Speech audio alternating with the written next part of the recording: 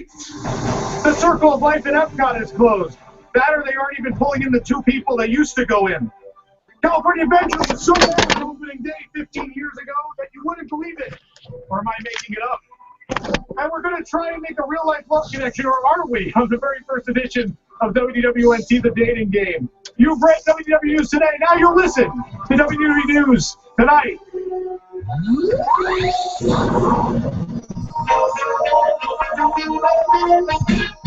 From Orlando, Florida, this is WDW News Tonight. Here are your hosts, Tom Corliss and Nicholas Cicero.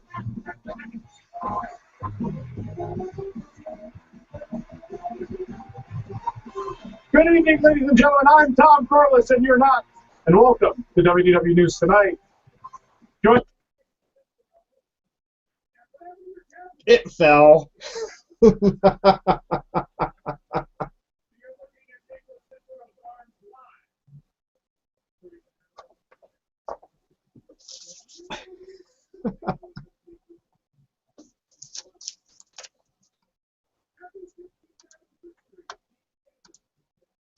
Yeah, happy birthday. So did they dress up anything as a big birthday cake over there? No. Buttons. Oh, did they have a 15th button? Yeah. Ah. Oh, I know you are.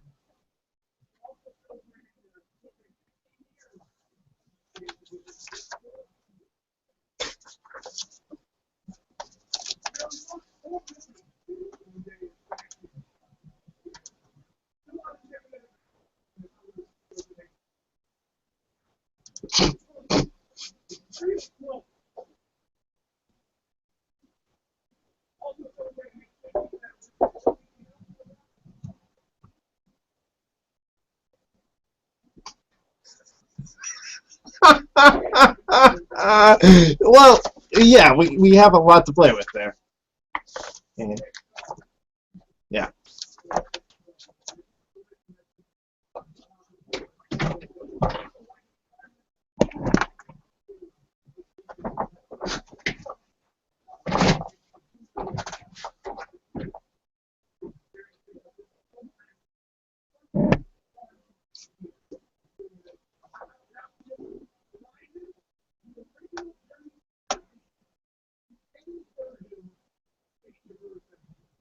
Wow, that's pretty impressive. It you know, it hadn't, because it's the message was a forever message. You know, it didn't change. It didn't need to. The characters were popular, and the message of conservation lives on forever. We'll actually be talking about conservation later on in the show too. Hmm.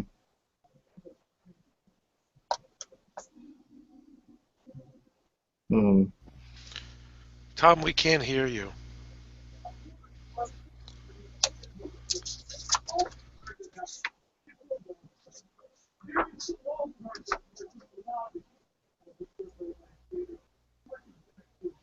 Tom, no one can hear you.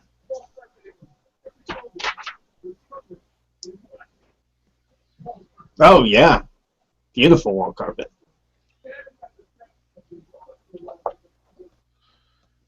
Hmm. With the little trampolines, right? You just go boom. Tom! Tom!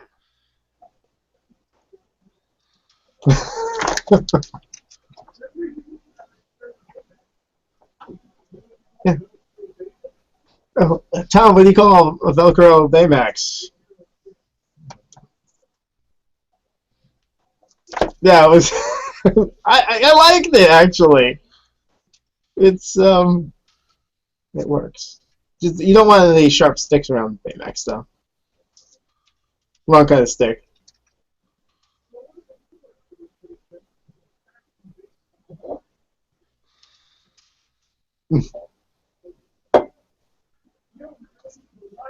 Tom! Tom! Yeah.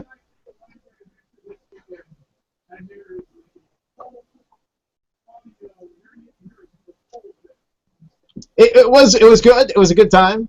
And yeah, you'll hear all our adventures later on in the show. Oh, look at that! It's funny. It's what's really funny is because we are here in the radio studio here in Orlando, and we can see each other. I do. I tried to fix it, but I find myself looking at the computer monitor instead of like right across the room at you, at the physical you. I'm looking at this instead. Ronald Reagan looking tall and proud.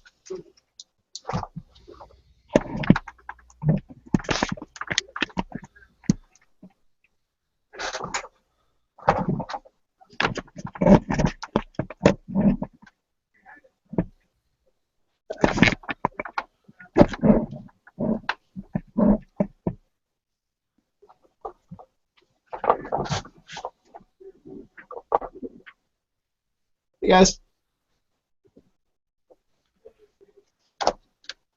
Really? No, yeah, I mean, yes. Let's, Tom.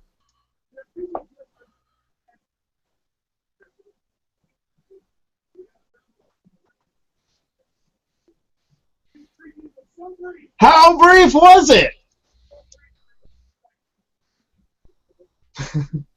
Never wrote it.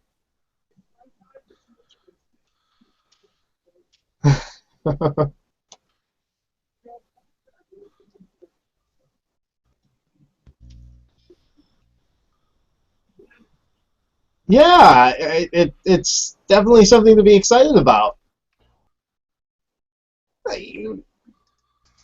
Right.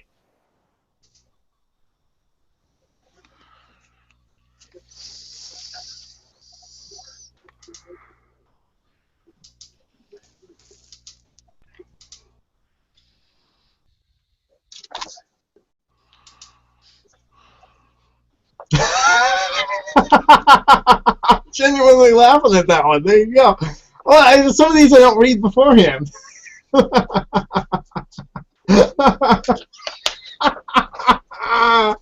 like that one a lot.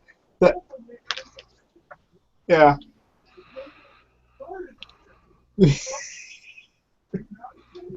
I am. You know I am.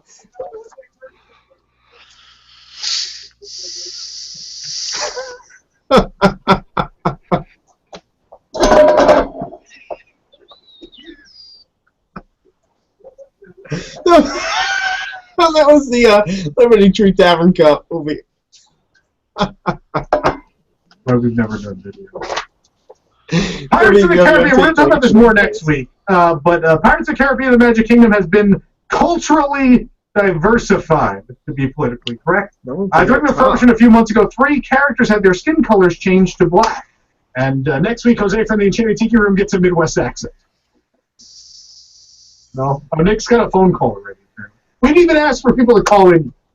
Who is it, Nick? Who's calling? All right. Well, I don't know who's calling. We'll find out. We'll look into yeah, so we're going to talk about that more next week. We have an expert, an actual expert we're going to talk to about the cultural diversification of Pirates of the Caribbean. Yeah, we heard him, because I can hear him on the radio feed. I have no idea what's going on. We're going to have it this week. They were busy, and we've got more than enough to present on this week's show. So, you will get all right, thank you. Nick, what's going on? We all right? Yeah, I think we're fine. I think our great staff is figuring this out. Apparently, I think maybe people online may not have been able to hear you on Google Hangout anyway. Not sure. Not 100% sure. Hey But guys, I think it's just been resolved. You're going out on our other streams, though. Yeah. Yeah, you're going out on the purely audio stream. Apparently. Yeah, I think we're good. We'll dub it over. We'll have Tom dub over some lines. We'll have somebody else dub over Tom's lines. That'll be even better.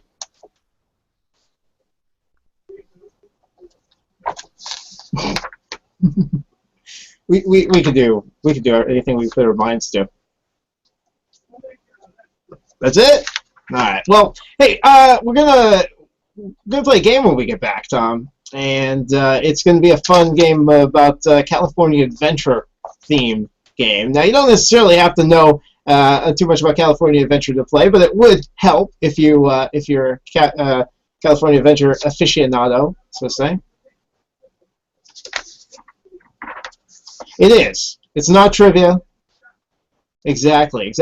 We need a couple contestants to play this game. We'll tell you more about it when we get back in just a little bit. But you give us a call, 407-774-8255. That's 407-774-8255 if you want to play. And if you're in the chat, we're also going to give you a chance to win a prize from the Theme Park Connection with this game when we return. But now it's time to take a quick break here.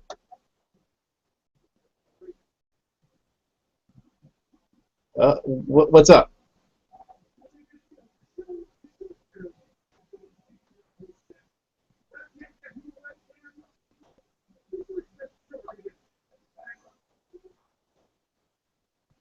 Yeah.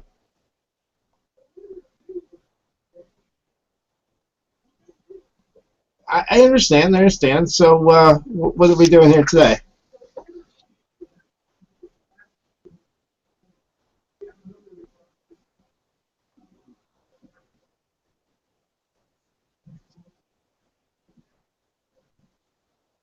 All right, let me load it up.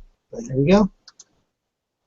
A single Disney fan can be tough. No one wants to eat a PR guest alone. And who wants to always ride single rider? That's why we here at WDWNT made a brand new dating app just for Disney fans. It's called Fast Plus. We've had top scientists. Look at the chat. They say you're muting The everyone. recipe for a perfect match is simple.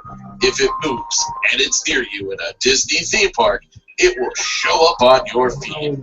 Rest assured that Fast Plus is working hard to pair you with your mutual attractions. Get it? Attractions. All you need to do is swipe left and right. It's so easy, even Tom Corliss is a frequent user. Frozen shirt. Left. Wearing Harry Potter robe. Ooh, Horizon hat. All right, I could have literally not push hand.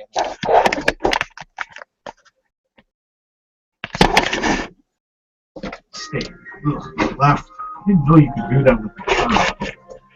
Right indeed. Once you've met your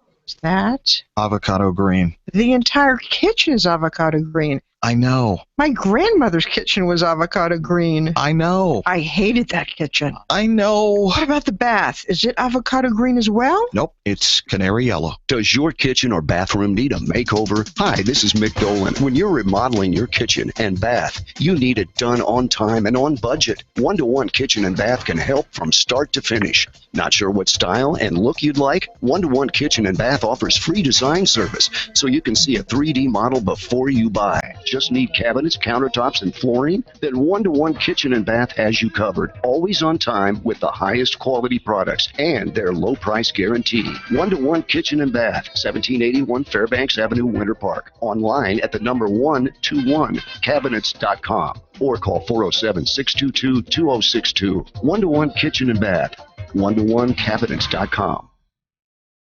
How does she know?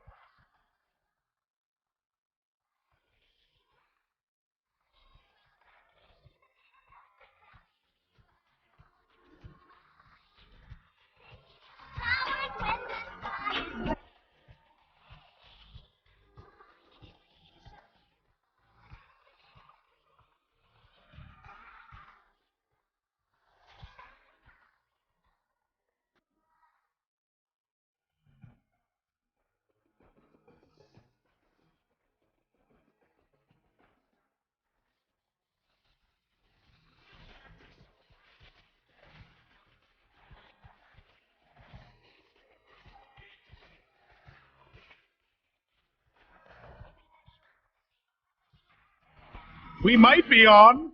Well, we're definitely On WDW News Tonight. WDW News Tonight here live on 1520 WDW in Orlando. And if you missed the monologue, that's why we released this for download later. Exactly. We have the live audio stream going out there as well.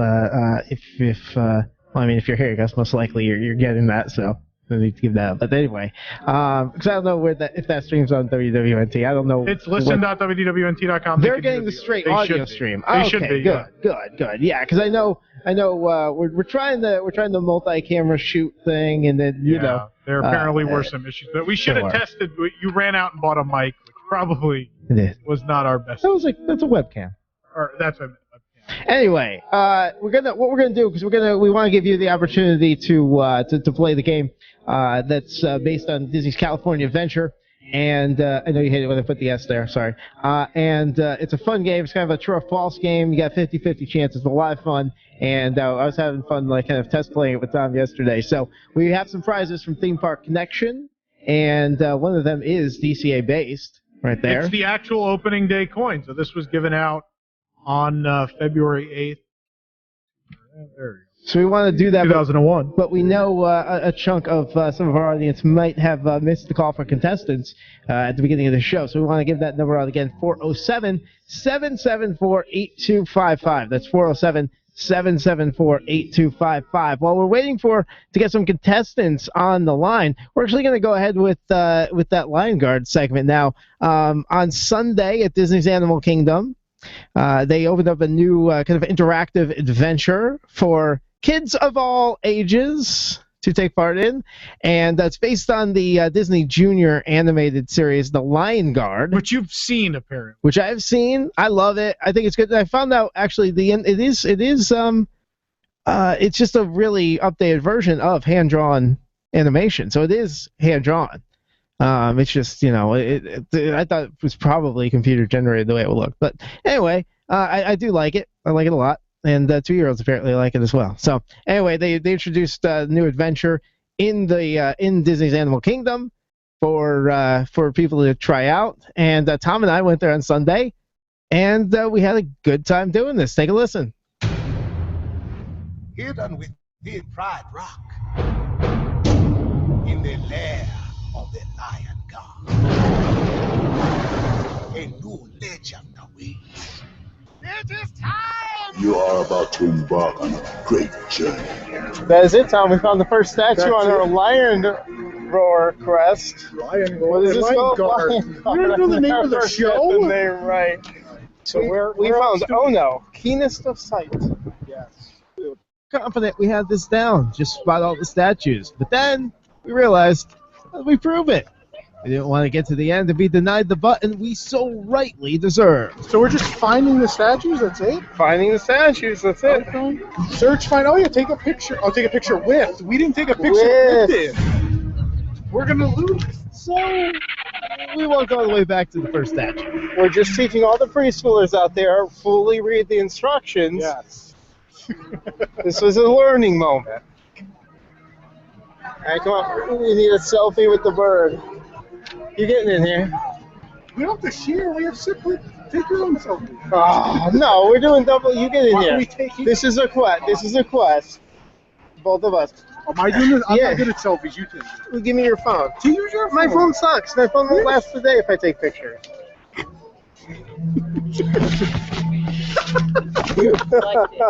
Little did we know that two grown men crawling on the ground to take a selfie with a statue would draw a crowd of cast members. There we go. For all ages, right? We are. On to the next location. I see the banner. Yeah, I spot the banner. I see the banner. Let's face it, it wouldn't be a quest if we didn't get yelled at by cast members. Just make sure you please not go in the grass. Oh, okay. We'll take a selfie from here. I can't even see if I'm in it. Yeah. I can't do Is two he in there. it? I can't He's in it. He's in it. There you go. Take it. 2 down, 3 to go. We now found ourselves wandering around the Pangani Trail area trying to read the map, looking for the statue of Fully the fastest. Unless they're both right here and they only put up one flag. Where are you going? It's over there. I'm not. No, I'm not. Hit it. Come in the button. I'm in. There he is. I don't want to bug him. Yeah. We're not the best selfie takers. I get mixed up. It's like the airplanes when, down is up and up is down. I'm going to stop and get construction pictures. I don't think those are part of the quest, Tom. I'm still part of my quest. I pledge to beat every other site to every store. Even ones that aren't true. Then we gotta go all the way to Asia. We do, and then we got to come back to go to Planet Wall. Sounds good. Because, Tom, the experience never ends. The fun continues at home when you go home and watch The Lion Guard on Disney Junior. I thought you were going to promote a mobile app. Or Oh, well, I'm sure there is. There is.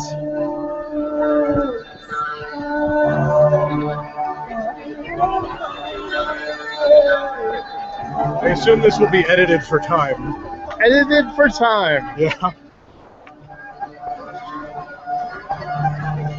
It wasn't. Although that comment won't be. Ladies and gentlemen, now it's time for Tom and Nick have fun with foreign language. Yeah. I don't know what language it is. Is Zukazama actually like I'm going to a real say thing? yes. And not just some made-up character catchphrase? I guess that was more of an 80s thing. We have to learn to get ourselves out of that generation. Shihan's catchphrase is Heavy Kabasa! Something kielbasa? Yes, Heavy Kabasa. Heavy kielbasa. Means totally intense. Is there really just one more we're going all the way over there for? But it's the best one. Why is it the best It's one? Bunga, the bravest. He's a honey badger. This honey badger don't give a damn. Or what was there was like a internet meme, wasn't it, for a while? Actually, Honey badger don't care. They have no regard for any other animal whatsoever. Look, and it's just grunting and ew, eating snakes. Ew, what's that, a mouse? Oh, that's nasty. Oh, they're so nasty. Oh, look, it's chasing things and eating them. it was a viral video. With all 5 statues found, it was time to board the train for the conservation station, where the prize of a big shiny button awaited us. I'm sure they're going to make us do something ridiculous and fun. I hope so. That's what we in the business call foreshadowing. Once again, everyone, welcome aboard the Waiala Express. My name is Evelyn, and I'm waiting for the family that will wait to our biggest question and next. More closer to the steam. It's not. It's electric. Woogie, woogie, woogie.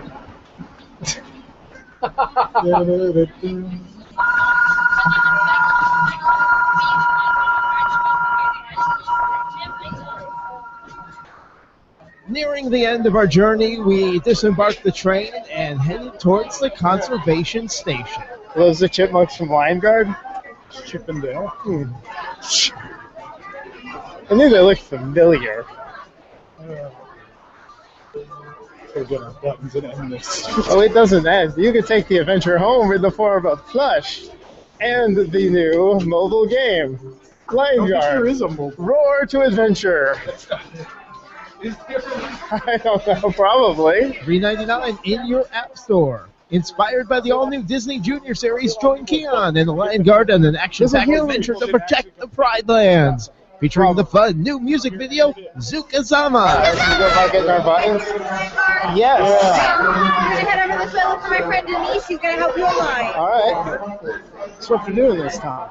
Yeah. I think you are most like Ono, keenest of sight, because you were able to spot all the banners. It's true. Yeah. Which one do you think I'm most like? Which one's the most annoying? All right. All right, you guys already have your map? Yes. You already know what you're doing? Yeah, I think so. Okay. Nobody knows what's happening, so it's great. We did all the selfies. Oh, perfect. Yeah. All right, repeat after me. So I promise. I promise. To use my keen eyes. To use my keen eyes. To see right from wrong. To see right from wrong. To use my roar. To use my roar. To be fast, brave, and To be strong. fast, brave, and strong. I will protect my animal friends. I will protect my animal friends. I pledge the Lion Guard. I pledge to the Lion Guard. I will defend. I will defend. Why are you laughing? What? He doesn't take this serious. No, I'm just very excited. I'm going to defend. You're going to defend. He'll Are you learn. going to defend? Yes. He'll learn. I'm sending this for the buttons. You want to stand right here? Give a good roar.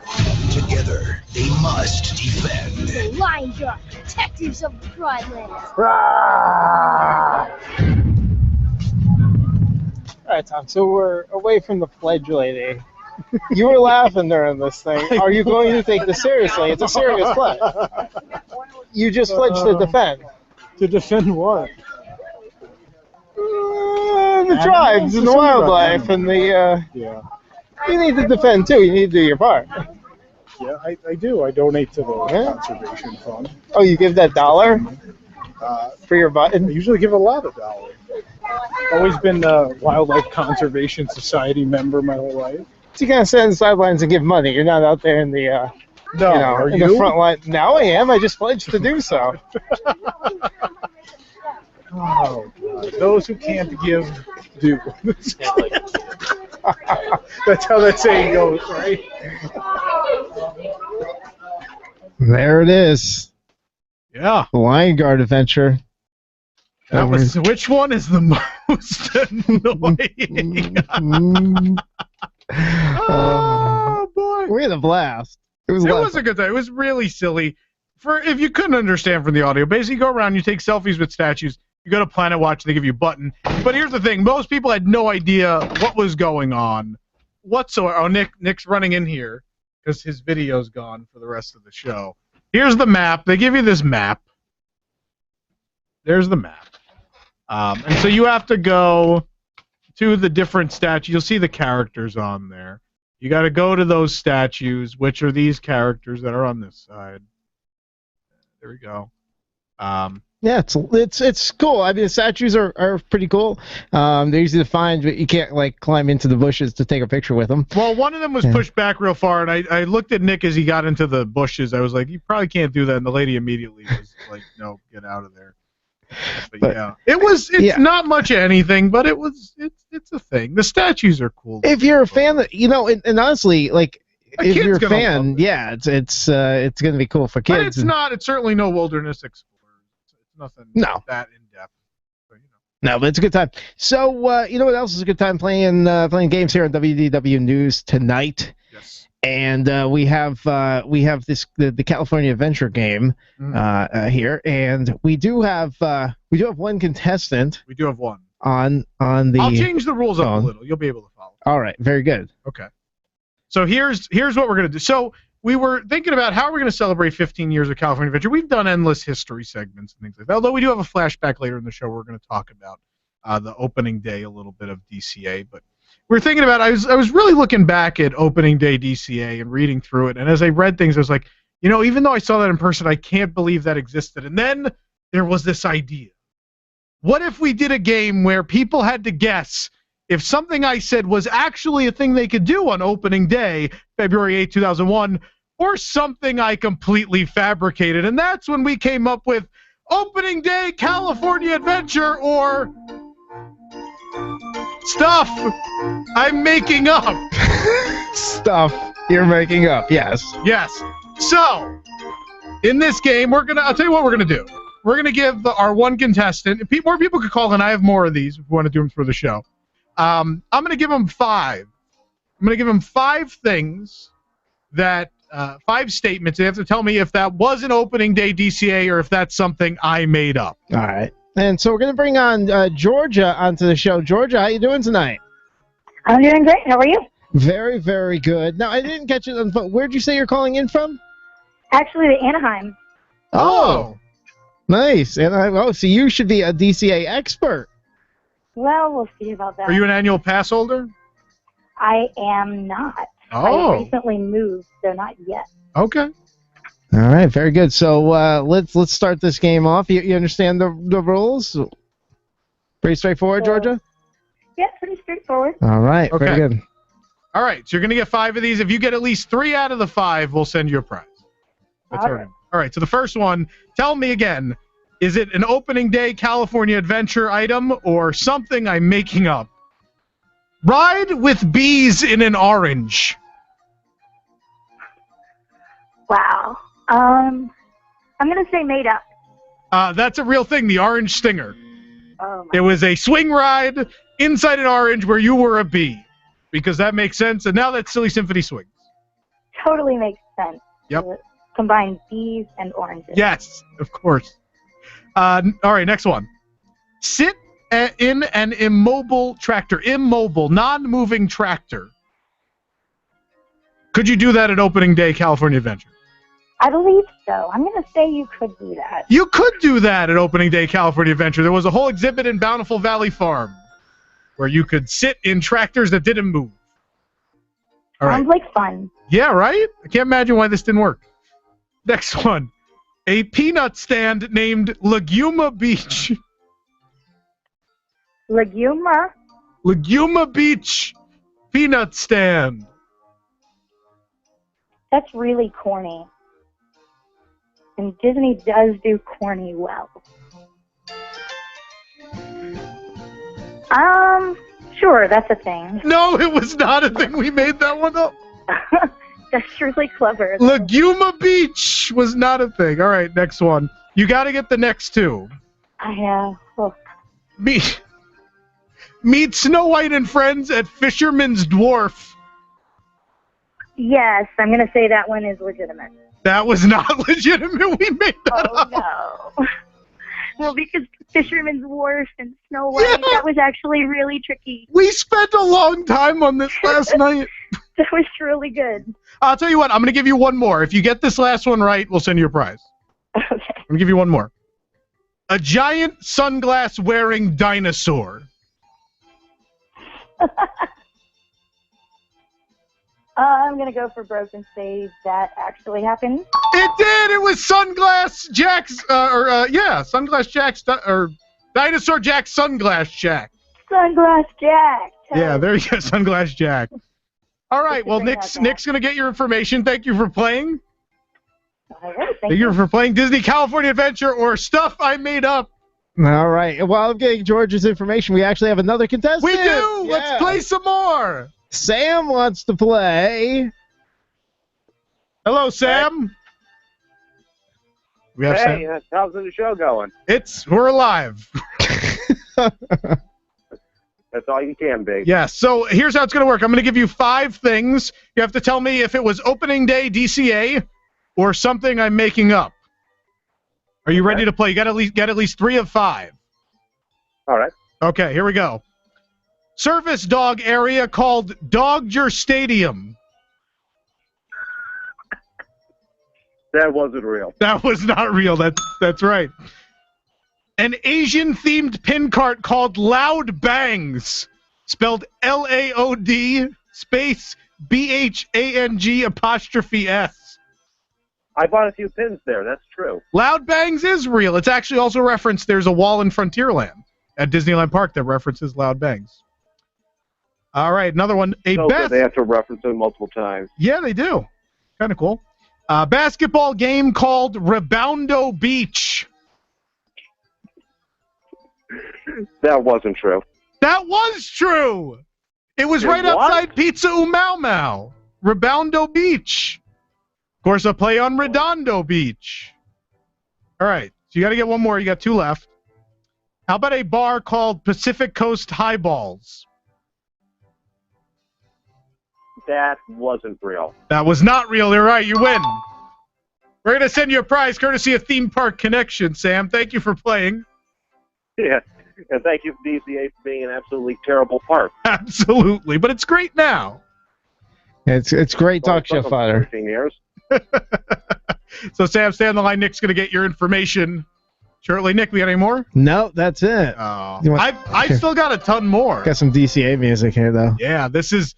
Gotta love that horrible Paradise Pier loop from opening day. Anybody there from the staff sitting there that hasn't heard these yet? Yeah, I think a couple people, actually. Anyone on the staff who hasn't heard these yet want to play real quick? Is David there? We got David around? I don't know if he's there right now. I'm here. I haven't heard them, guys, if you want. We can always play later. I've got them. They're sitting here. I'll put them off to the side. So, yeah, people still want to call in, 407-774-8255. We can play more later in the show. All right, sounds good. Right now, we're going to take a short break. Yes. And when we return, we're going to have the creators of a new Disney fan dating site, mydizmatch.com. Bob and Tim are going to be on the show with us, and they're going to talk all about their new dating site and how you could use it and how it might be able to find your Disney Love Connection. You're listening to WDW News Today, the radio show. No, you're not. You're listening to WDW News Tonight. We should have like a swear jar thing for that, shouldn't we? You're going to be the only one that does it. I am. I know. I'm going to owe so much money. WDW News Tonight.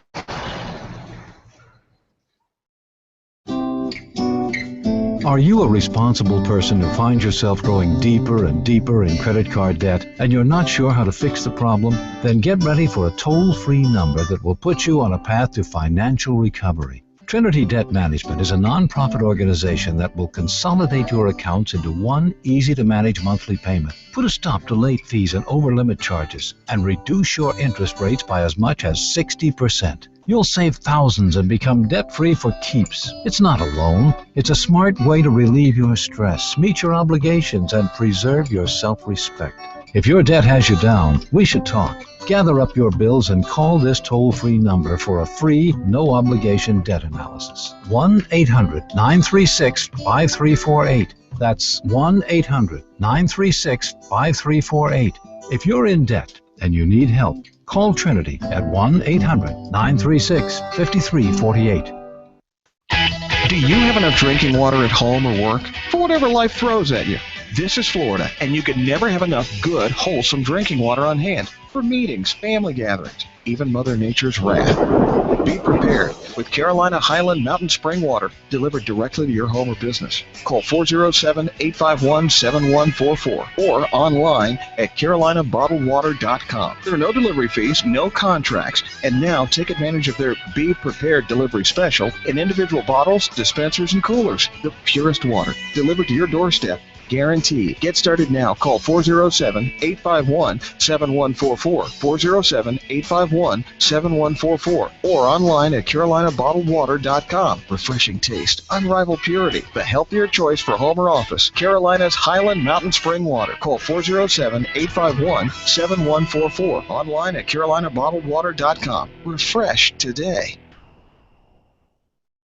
Hey there, travelers. You going somewhere? Need a hotel? Then call Hotel Wiz anytime, day or night, for rates too low to publish. You can save up to 75% on over 500,000 hotels across the globe and get our best price guarantee with no booking or cancellation fees ever. We've got some of the lowest hotel prices you'll find in New York, Chicago, Las Vegas, San Francisco, Washington, D.C., and a lot more. Don't waste your time surfing for deals. Make a free call right now and find deals too low to publish. Save up to 75% right now with no cancellation fees. And to make it even easier on you, we're here 24/7 to help. So call right now. Bookmark us in your cell phone. Whatever you need to do, just pick up the phone and call this number for hotel deals that'll knock your socks off. 800-590-1163.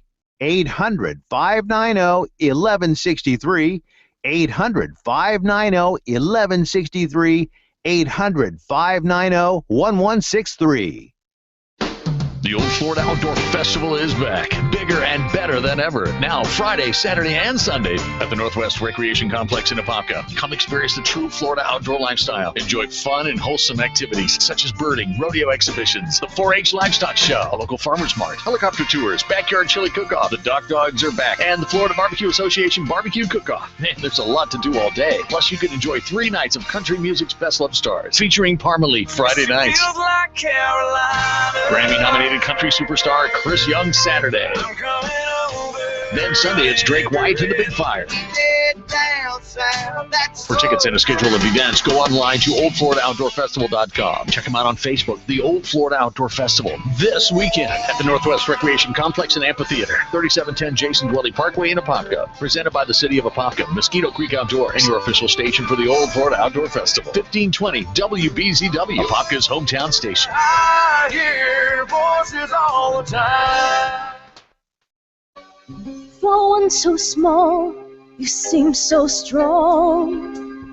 My arms will hold you, keep you safe and warm.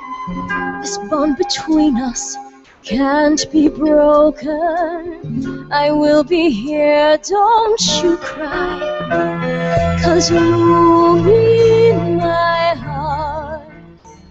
Yes, you. Love is in the air, Tom. Can you feel it? You know, we didn't do Tom and Nick are angry about things. You know what I'm angry about? What? This isn't a love song.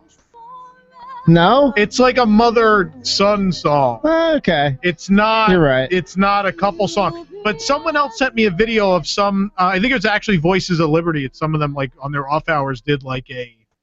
They just decided to sing like a medley of Disney love songs. Oh. And this cool. and Go the Distance were in there, and I was kind of angry because neither of those really fit that theme. But anyway, I hear you. Well, we will get to what Nick and Tom are angry about later on in the show, but now's not the time. I do want to thank Georgia and Sam for taking part in in one of our games today, and of course our games are brought to you by Nope, they're brought to you by Theme Park Connection. We are WDW News Tonight. This is why we need the announcer here. Next week she'll be here. The announcer will be. Maybe. Theme Park Connection. Visit them at their incredible Orlando retail location near the Florida Mall or online at themeparkconnection.com, and they are the supplier of all our wonderful prizes that we give out to our game show. They're going to get that opening day DCA coin. That's really neat. It is. It is a neat piece. So we got more. So we still have more. Yeah, we still have more of the DCA game to play as well, and we're going to give the chat a chance to win a prize later on in the show. But first, like I said, there's Valentine's Day coming up this weekend, so we all have love on the brain right now, Tom, don't we?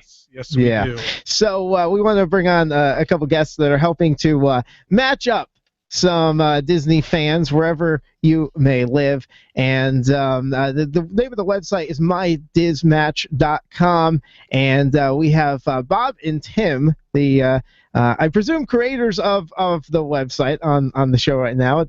And I want to thank you guys for being a part of the show tonight. Oh, thanks for having us on, guys. So, yeah, Nick, Tom, thank you very much. So this website, mydismatch.com, is it your guys' brainchild? Did you guys bring this to be? It is. Well, we started our podcast. It's been strange to believe 3 years ago this month.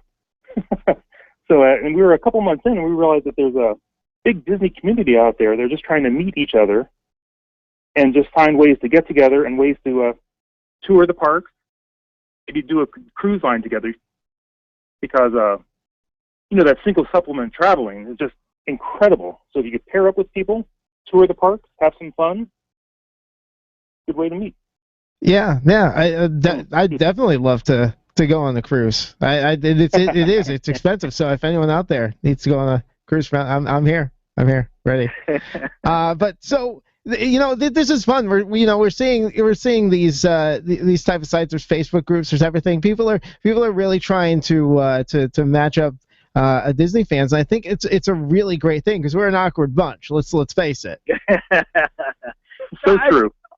Awkward is a strong word. We're eccentric. Let's go with eccentric. Let's try passionate. Or passionate. Passionate's even better. Right. No, we saw that a lot of folks were starting to look around and wanting to do more than just do the social media kind of thing. And we thought, well, we need to create a site where not just dating site, but folks that want to do some Run Disney events and want to, like Tim said, go on trips. People that just want to be friends, that you kind of avoid that whole crazy social media mix where you're getting a lot of stuff that isn't necessarily Disney related.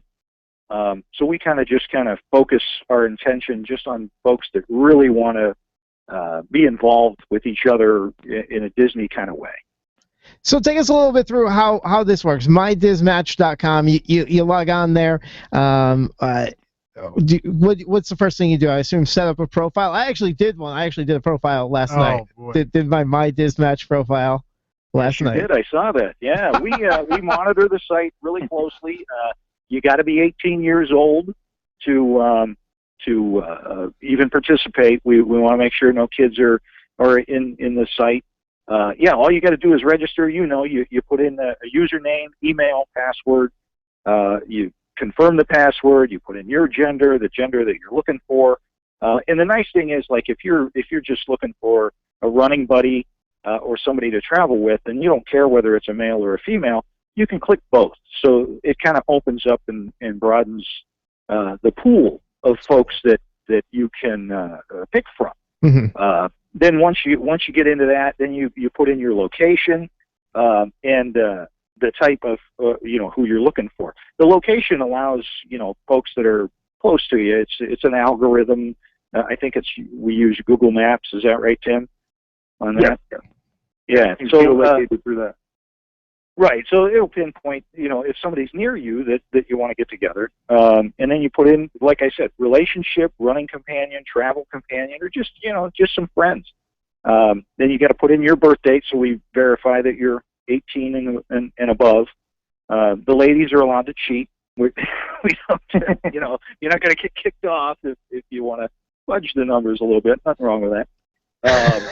And then who you're looking for, your match's age. What age group is cool with you? If you're just looking, one of our good friends that really participates a lot in our show, she was constantly looking for people to go to Walt Disney World with her because her family, although they loved Walt Disney World, they didn't have the free time that she had. So she was always looking for somebody to share a room with because, like Tim says, it gets a little bit expensive getting those rooms. So it'd be perfect for her to do this, and it's easier to find somebody instead of just putting out there to social media, and you're not exactly sure who you're getting.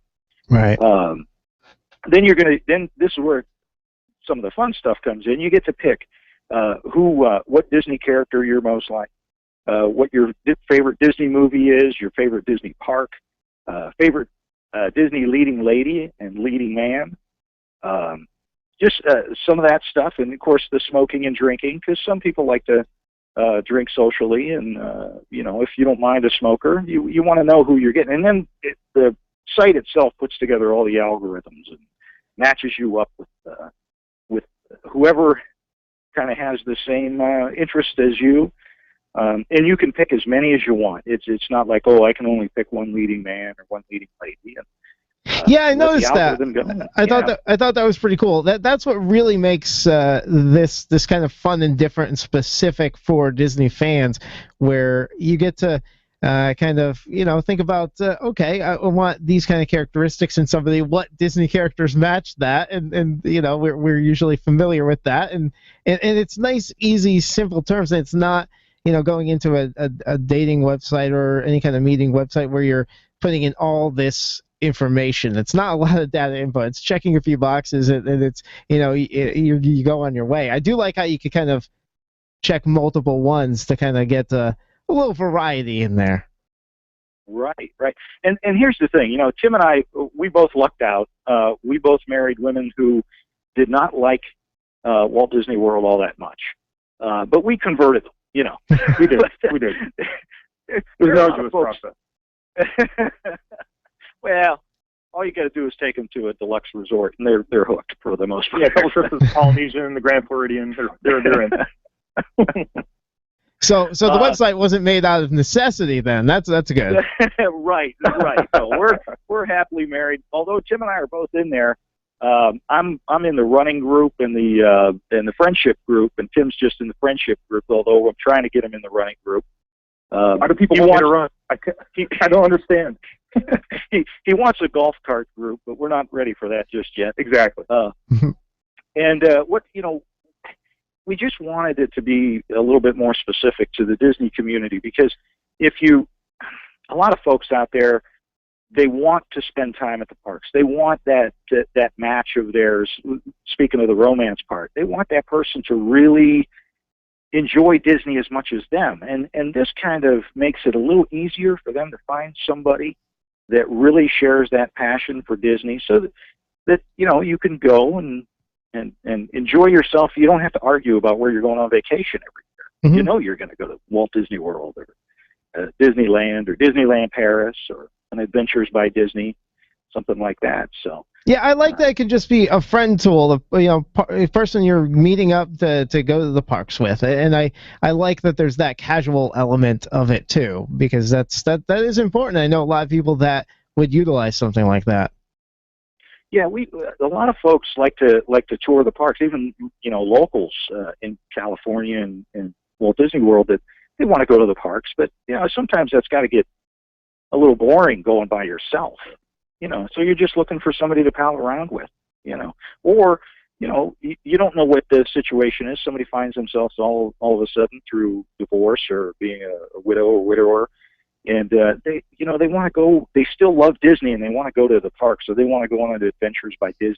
But they're not looking for romance. They just want somebody to travel with. You talk to some people on our website on My Dismatch, and maybe you can get that going together. And the beauty of our website is it's free. Nick, you went on and didn't cost you a penny, did it? Yeah, no, I was waiting for that. Okay, you can't message anybody to hand over your credit card, but that never came. Right. You can go and you can look at some of the pictures that are in there. Now we do have an upgrade if you want to upgrade to the full, where you can do live chats with people and message people and that type of thing. But it's only $3.99 a month, so less than a cup of coffee. To maybe meet somebody and share some Disney love with. Mm-hmm. It looks like all the when you do the matchups, it's all kind of sortable, right? It seemed to be where I could sort of to look like geographic location, like only people here, only people in, with photos, only this, only that, and it was really customizable that way. Oh, absolutely, yeah. We tried to put in as many, and we'll probably add to it as we go. We started this back in November, so we're taking our time with it. We want to make sure it's done right. We want to make sure that everybody's safe. We went on as we were researching this, we went on some other match sites, dating websites, and some of them that you would think would be really pure and wholesome. Oh my gosh. Not so much. Very adult. A little bit scary. So, we kind of take that out of the mix. We approve all photos. I was going to ask, you're screening for photos and things like that? Right, yeah. A couple of them right out of the box were, I'll just say offensive, right from the home screen. You didn't want to be there. You don't want to be anywhere near there. Right. We're making sure, we really, obviously we can't cover everything, but we really try and do some due diligence with folks to make sure they're legitimately in the Disney community before we allow them on the site. And we had what was it, a Nigerian prince, Tim? We did. Hard to believe. I know you don't hear about those on the internet very often. And I know there are a lot of ladies out there wishing we had let him stay on, but we decided that he might not be. legitimate. So, Yeah. Strangely enough. So, why, like, what, you guys told me you live in Ohio right now. Do you guys come to the parks very often? Do you guys make your own trips at times? Like, how did you guys become fans of the parks? Oh, a lifetime. Oh, exactly. I've been coming since I was probably since the park opened. My parents are huge fans. They're down there more often than I am anymore. We usually get down there for our one or two trips a year. And hopefully we're going to hit it up again in June. Yeah. And Tim honeymooned down there. Yes. So I mean, he's got the romance as far as that goes. But I kind of forced my wife to go. I said, "Come on, we're just going to go just for a little bit." We were at Daytona Beach, and I got her hooked by staying at the beach club. So, but I've been going like Tim. I've been going since I was a kid. I think my first trip was 1973.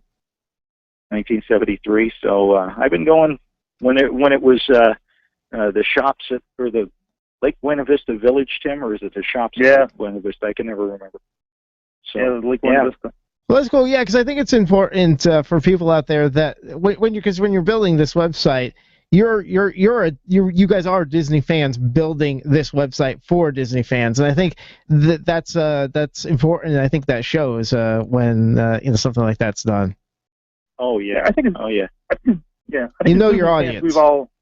I'm sorry. You know your audience, and that's important. We do. We know the audience, and the audience expects kind of like a Disney type quality. Disney has that that je ne sais quoi quality that we come to expect, and that's the reason we keep going back. Yeah. Absolutely. Yeah. All right, well, guys, we're coming up against our bottom of the hour break here. I'm gonna hold you for just a couple of minutes. I do have a couple other questions for you, and I want you to be able to talk about your podcast, Resort Loop podcast. So just hold on there, guys. We're talking to Bob and Tim from mydismatch.com. That's MYDIS match.com, telling us all about their new dating website. We'll be back with them on the other side of the hour, and you're listening to WDW News. WDW News Tonight. Celebrating 50 years as Apopka's hometown station. 1520 WBZW. Apopka, Orlando. Community events, financial news, weather, traffic, and more. A service of Salem Media Group. Breaking news this hour from townhall.com. I'm Keith Peters. The Senate, in a rare bipartisan gesture, voted 96-0 today to derail North Korea's drive for nuclear weapons by hitting Pyongyang with more stringent sanctions. Virginia Democrat Senator Tim Kaine says the U.S. needs to do more to head off North Korea's nuclear ambitions. This legislation is good because it not only puts Congress even more firmly on the record in opposition to North Korea's activity, but it also provides the executive branch a more robust set of policy tools to confront the threat that's posed by Pyongyang. While Tennessee GOP Senator Bob Corker says North Korea's aggressive actions pose a direct threat to U.S. troops stationed in South Korea. I think most Americans, unlike you, don't realize we still have 28,500 troops there, and it is an area where easily something can get out of hand. The legislation comes in the wake of Pyongyang's recent satellite launch and technical advances that U.S. intelligence agencies said the reclusive Asian nation is making in its nuclear weapons program. The presidential campaign has switched from New Hampshire to South Carolina, and on a flight to that state, GOP hopeful Marco Rubio says he is not looking to start any fights with his Republican rivals, but he will take a more aggressive approach in the future. In response to attacks, I think we're going to have to really focus in on the differences between the candidate attacking me. I don't think we have the luxury any longer to basically say, look, I don't want to argue with Republicans. While fellow candidate Ted Cruz says that as president, he would make immigration enforcement a top priority. We will finally secure the borders and end sanctuary cities. Two candidates suspended their campaigns today. Both Carly Fiorina and Chris Christie trailed badly in last night's New Hampshire primary. On Wall Street, the Dow down by 100 points. More on these stories at townhall.com.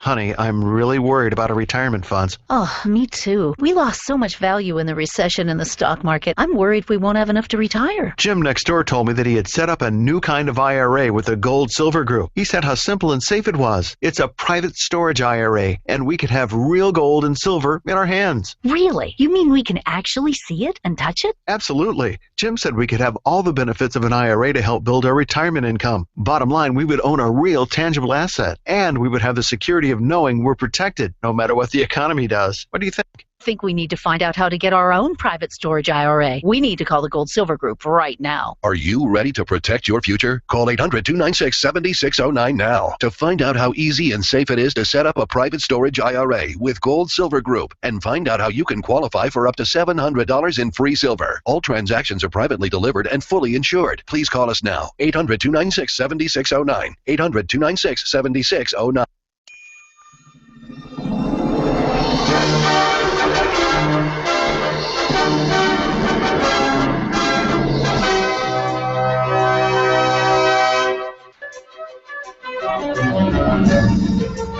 Welcome to Hour 2 of WDW News Tonight, where things are finally functioning correctly.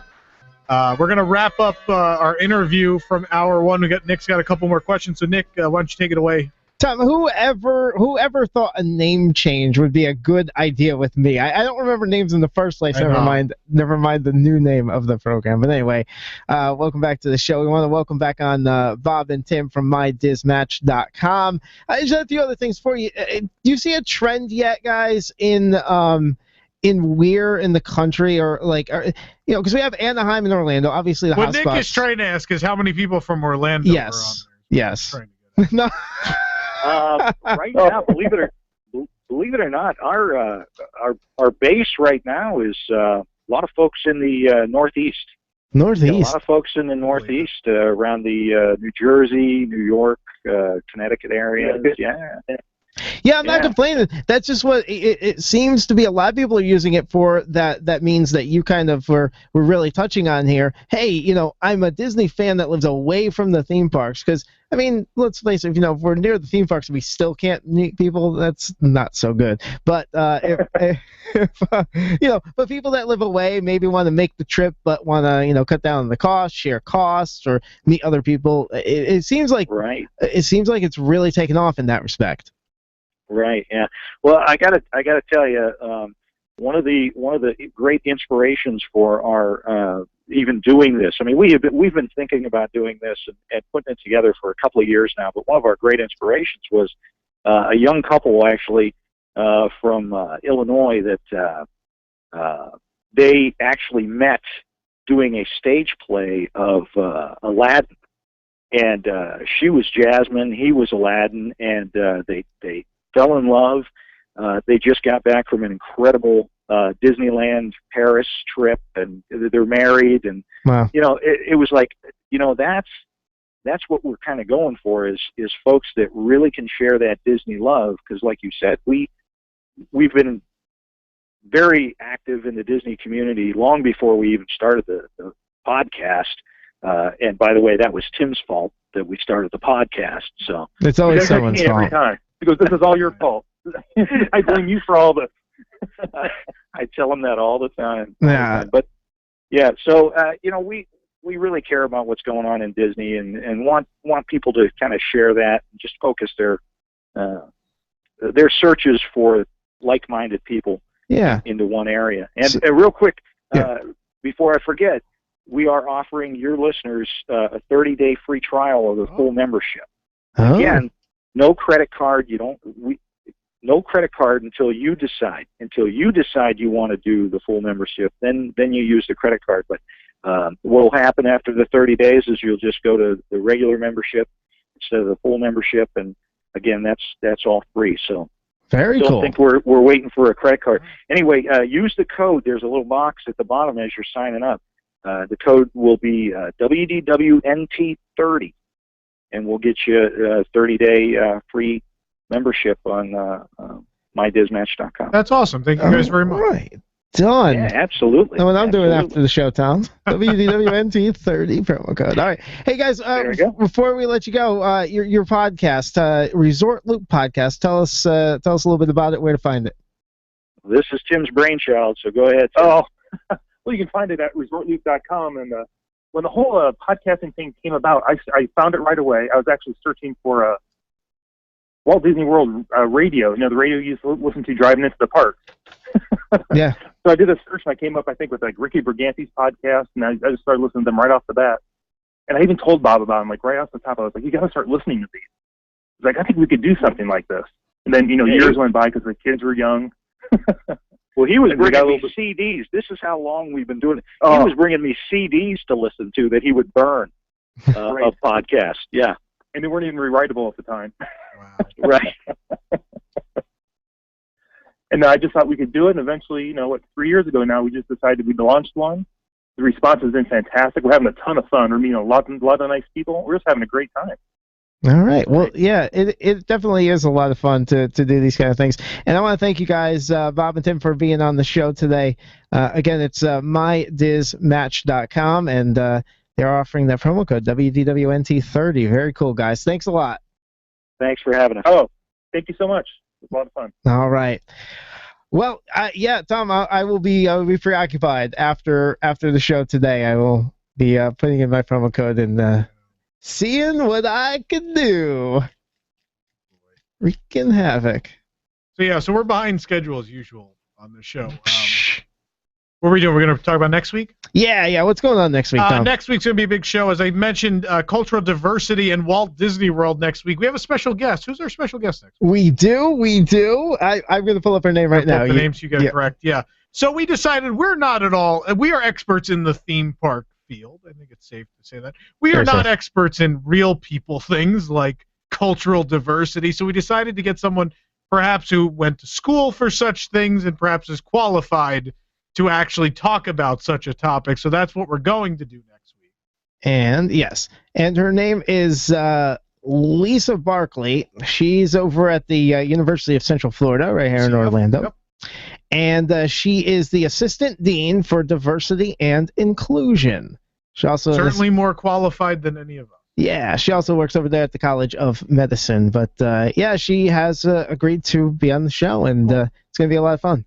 Yeah, so if you listened to our discussion about safety last week, we're going to kind of get into something a little more serious and hopefully raise some conversation, and it should be pretty interesting next week. We'll see how that goes. I think it will be. Yeah. And then, not to bore those of you who come here for our usual theme park nerdiness, since next week is President's Week, what we're doing is often the Americana or presidential attractions at Disney parks are often deemed by many to be the most boring. So what we want to do next week is decide what is the absolute most boring thing to do at all of Walt Disney World. So we're going to figure that out with our esteemed panel next week as well.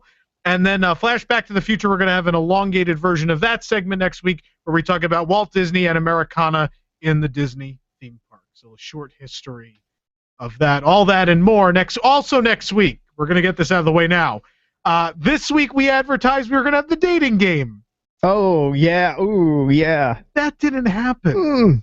We kind of got contacted late by people Nick had contacted to come on and be part of the game. We do have all of our contestants. Yeah. By the time they had contacted us, it was too late in the game to actually make this thing happen. So because of that, we have pushed the dating game to next week's show. It will happen next week, I promise. It looked like it wasn't going to happen all today. We got contacted very late. By then, the show was already put together. It was too late to throw it into this. And so next week, live, WDW News Tonight, WDWNT The Dating Game, the premiere edition. Yeah, we got to rush the contestants late. And by the way, so like some people weren't too clear on you have to be able to attend the date in Orlando, so that kind of screened some people out too, unfortunately. But because the winning couple gets an all expense paid dinner at Walt Disney World by Tom Corliss. We are going to record it, but you do got to be on. It's not going to be. We're not going to send you to like Pizza Fari or Casey's. We'll send you a nice sit-down restaurant. Yeah. Well, speaking of food at Walt Disney World, Tom, it is time to debut a news segment here on WDW News Tonight called "What Did We Just Eat?" Okay, crackpots, let's get cooking. Very fitting. Very fitting. I like it. I told Nick I never want to hear these early. I want to be surprised by what the intro is going to be. But so Sunday we went to the Magic Kingdom, and the whole day was planned around this one meal. I decided early in the week I needed the mug. There is. Oh, do you need my mug? Yeah. I guess I could show people on this side. Yeah, we didn't know you weren't going to have a camera. So Skipper Canteen got those metal cups when they debuted. So Liberty Tree, since they share a kitchen, went the same direction. While the glass cups didn't return, they got these beauties. These metal cups are now available at Liberty Tree Tavern. So I decided, number one, I love lunch at Liberty Tree. It's one of the most underrated lunches anywhere at Walt Disney World. Fantastic. Affordable, good food, always filling, really wonderful. And then they had this mug. I just wanted to go get the mug. So I told Nick, do you want to come on Sunday? We'll go get the mug. And Nick's like, yeah, I'm in. We're going to go get the mug. So the mug, yes. I hadn't been since they reopened. They made some modifications to the lunch menu, so there were some things we wanted to try. Nick and I ordered way too much food. Way. And we tweeted the picture. We don't have it up. It's not going to come up now, but we tweeted it, and it was a full table of food. So number one, Nick decided he wanted, what was it? It was the crab and lobster dip for 2. I did. I got that, and it actually came for 4. It came for 4. They brought us a second one by accident. So we had 2 of these. It's a full loaf of bread. Full loaf of bread with each of these. So we have 2 full loaves of bread and 2 of these big dips there. Not only that, I decided I always have to have my clam chowder. So the clam chowder comes as well. So there's the 2 loaves of bread, the 2 dips, the clam chowder. But then I saw something else on the menu. They look delicious. The corn fritters. So on top of that, we've got the 2 loaves of bread, the 2 dips, the clam chowder, and the corn fritters. This is all appetizers. Before we even have a chance to finish all this, the entrees come out. So on top of that, Nick, you got that. It's not a normal BLT, but it was a BLT with. With crispy pork belly. Crispy pork belly. Yeah. Which was excellent. It was so good. It was really good. It was one of the better things I've ever had at the Magic Kingdom. It honestly was. Yeah. So it's called the Liberty Boys BLT. It's slow roasted pork belly, fresh greens, which I really love the fact that they used arugula. I'm a big fan of arugula. Disney's using it a lot these days. Really, really liked it. The bread was a delicious. They're calling it. Like just a house-made bread. Okay, they don't even have a special name for it. It was just really good, I guess, kind of whole grain type bread. Yeah. Excellent. There were tomatoes on it. There were shallots on it. What really made it good? So you have this really, really tasty sandwich, but then they have this mayonnaise spread. It's a mushroom mayonnaise spread. And it was it gave it, it was just so good because the bread was, I would say the bread was a little dry, but with that mayonnaise it was just it all came together well. And he actually, I do have to say I was a little offended though, Tom, because I ordered this and he looks at me and he says, the pork belly is very fatty. That's a lot of fat on it. I'm like, what are you trying to say? I'm a marathon runner. But I know you hate that. I saw the eye roll. But anyway, so I went with it, and I'm not disappointed. Now, I will say that, sometimes you get the pork belly, and it's kind of different sometimes if you order it at different times or different days.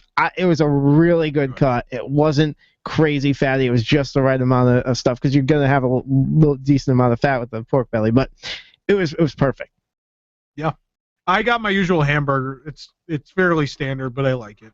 I went for the clam chowder. Out of the appetizers, that crab and lobster dip was surprisingly good. Phenomenal. I was really surprised. Out of this world. Yeah. And the loaf of bread was like kind of coated in like butter. I think it was like a honey butter. It was a very sticky butter. Yeah. So, but see what they did is they coated the entire loaf of bread, so you couldn't actually break. That's the only thing I didn't like. I want the butter.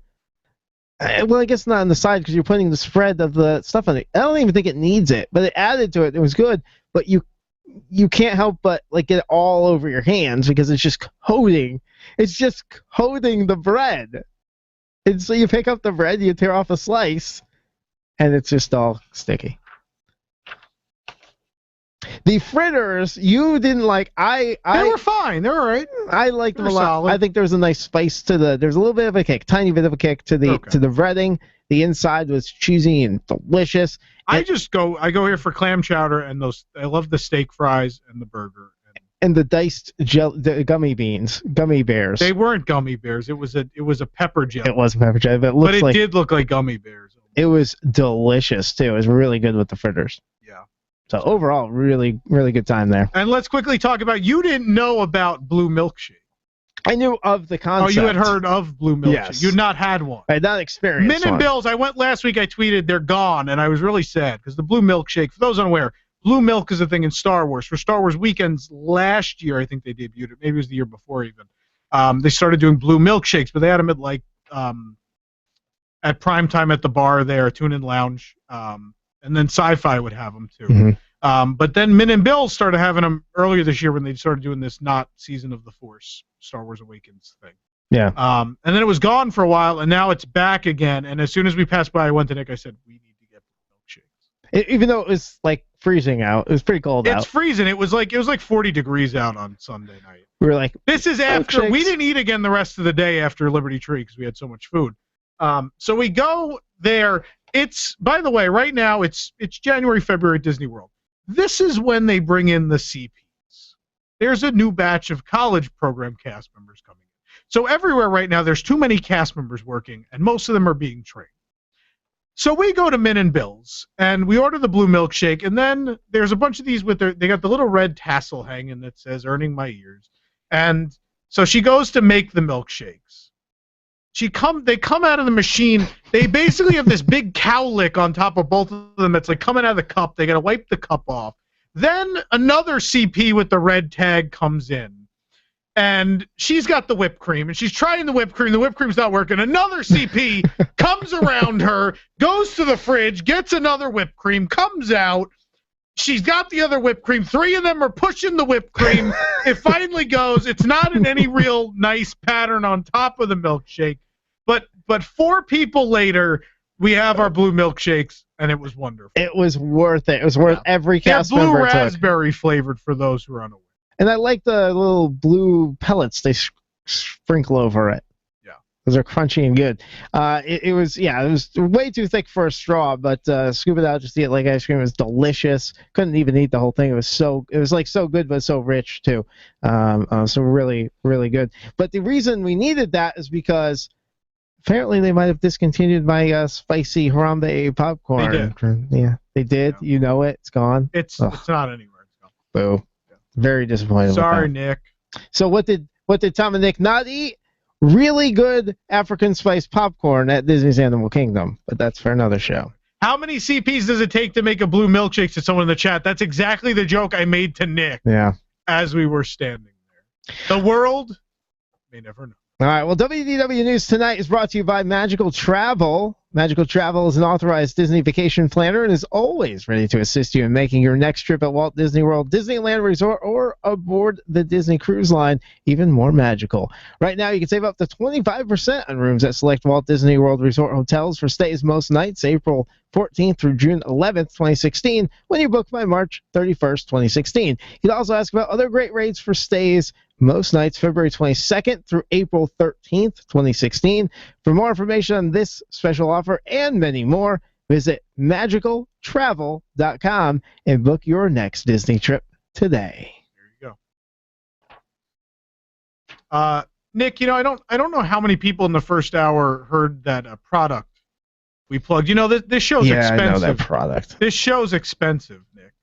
We got to pay for these webcams, even though Nick doesn't know how to use them and breaks the whole show with them. We gotta pay for these things. But I think you have to be a little more choosy on your advertisers, Tom. Well, let's let our listeners decide. We have a new product. We plugged one dating service tonight. Well, WDWNT is kind of getting into the game as well. And Nick, can we run that ad again just in case people didn't hear it? We probably can. Yeah. All right. Dating as a single Disney fan can be tough. No one wants you to be our guest alone, and who wants to always ride single rider? That's why we here at WDWNT made a brand new dating app just for Disney fans. It's called Fast Plus. We've had top scientists work on our algorithm. Their recipe for a perfect match is simple. If it moves and it's near you in a Disney theme park, it will show up on your feed. Rest assured that Fast Plus is working hard to pair you with your mutual attractions. Get it? Attractions. All you need to do is swipe left and right. It's so easy, even Tom Corliss is a frequent user. Frozen shirt, left. She's wearing a Harry Potter robe. Ooh, Horizon's hat. All right, that's a right. Favorite attraction is flying carpets. Left. She likes Everest in its current state. Ugh, left. I didn't know you could do that with a churro. Right indeed. Once you've met your match, you simply rate the attraction in terms of A, B, C, D, or marriage material, E ticket, based on such factors as thrill, fun for the whole family, and of course, re-rideability. Ladies, don't settle for any La Fools while looking for your Gaston. Download Fast Plus today. Seriously? Your profile picture has a shirt with a turkey leg stain on it? Left. Bald, bald, bald, fat, bald, fat, fat, and bald. Oh, he's at the Frozen sing-along right now. For the first time in forever, I'm swiping right. Fast Plus moves you to the front of the queue of the Disney dating field. Make your rainbow connection today, because everyone is someone's e-ticket. That was awful. Never. That's that WDWNT quality you're also using. You'll never ever catch me on an app like that. Never? Never. Sure, you sign up for Mouse Mingle, you sign up for this other one. Yeah. But you're not going to support ours. No. You're ridiculous. All right, we'll be right back here on WDW News Tonight. This is Roger Michalski from Eagle Financial Publications. Here at Eagle, we are always looking for opportunities for the dividend investor. Recently, I was blown away when I discovered a website that had every resource that a successful dividend investor could ask for, all in one place. We were so blown away that we bought the website and made it part of our Eagle family. It's called dividendinvestor.com, and there's really nothing else like it. When you log on to dividendinvestor.com, you'll find screening tools, plus an all-star ranking system to help you find the best dividend opportunities. There's a scorecard to track the dividends in your very own portfolio, plus time-sensitive updates so you'll be the first to know when dividends go up or go down. Be my guest. Log on free today at dividendinvestor.com.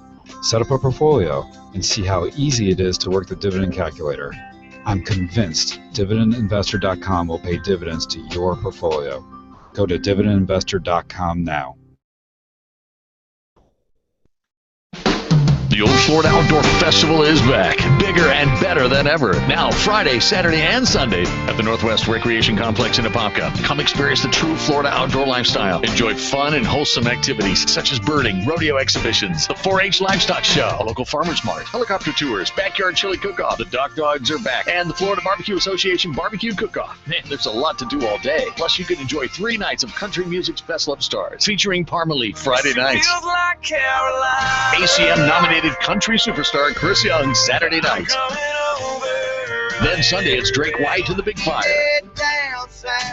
For tickets and a schedule of events, go online to oldfloridooutdoorfestival.com. Check them out on Facebook, the Old Florida Outdoor Festival, this weekend at the Northwest Recreation Complex and Amphitheater, 3710 Jason Dwelly Parkway in Apopka. Presented by the City of Apopka. I hear voices all the time.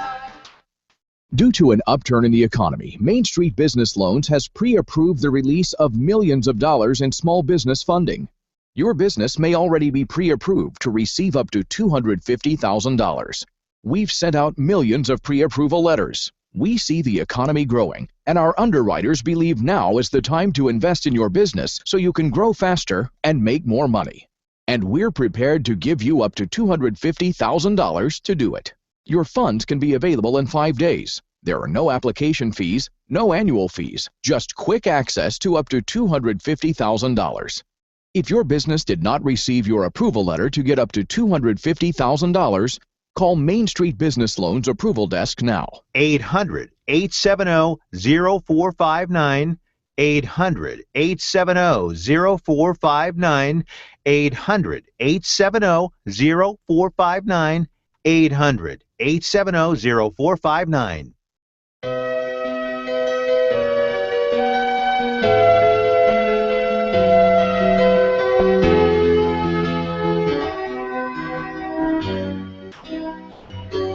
Welcome back to WDW News Tonight.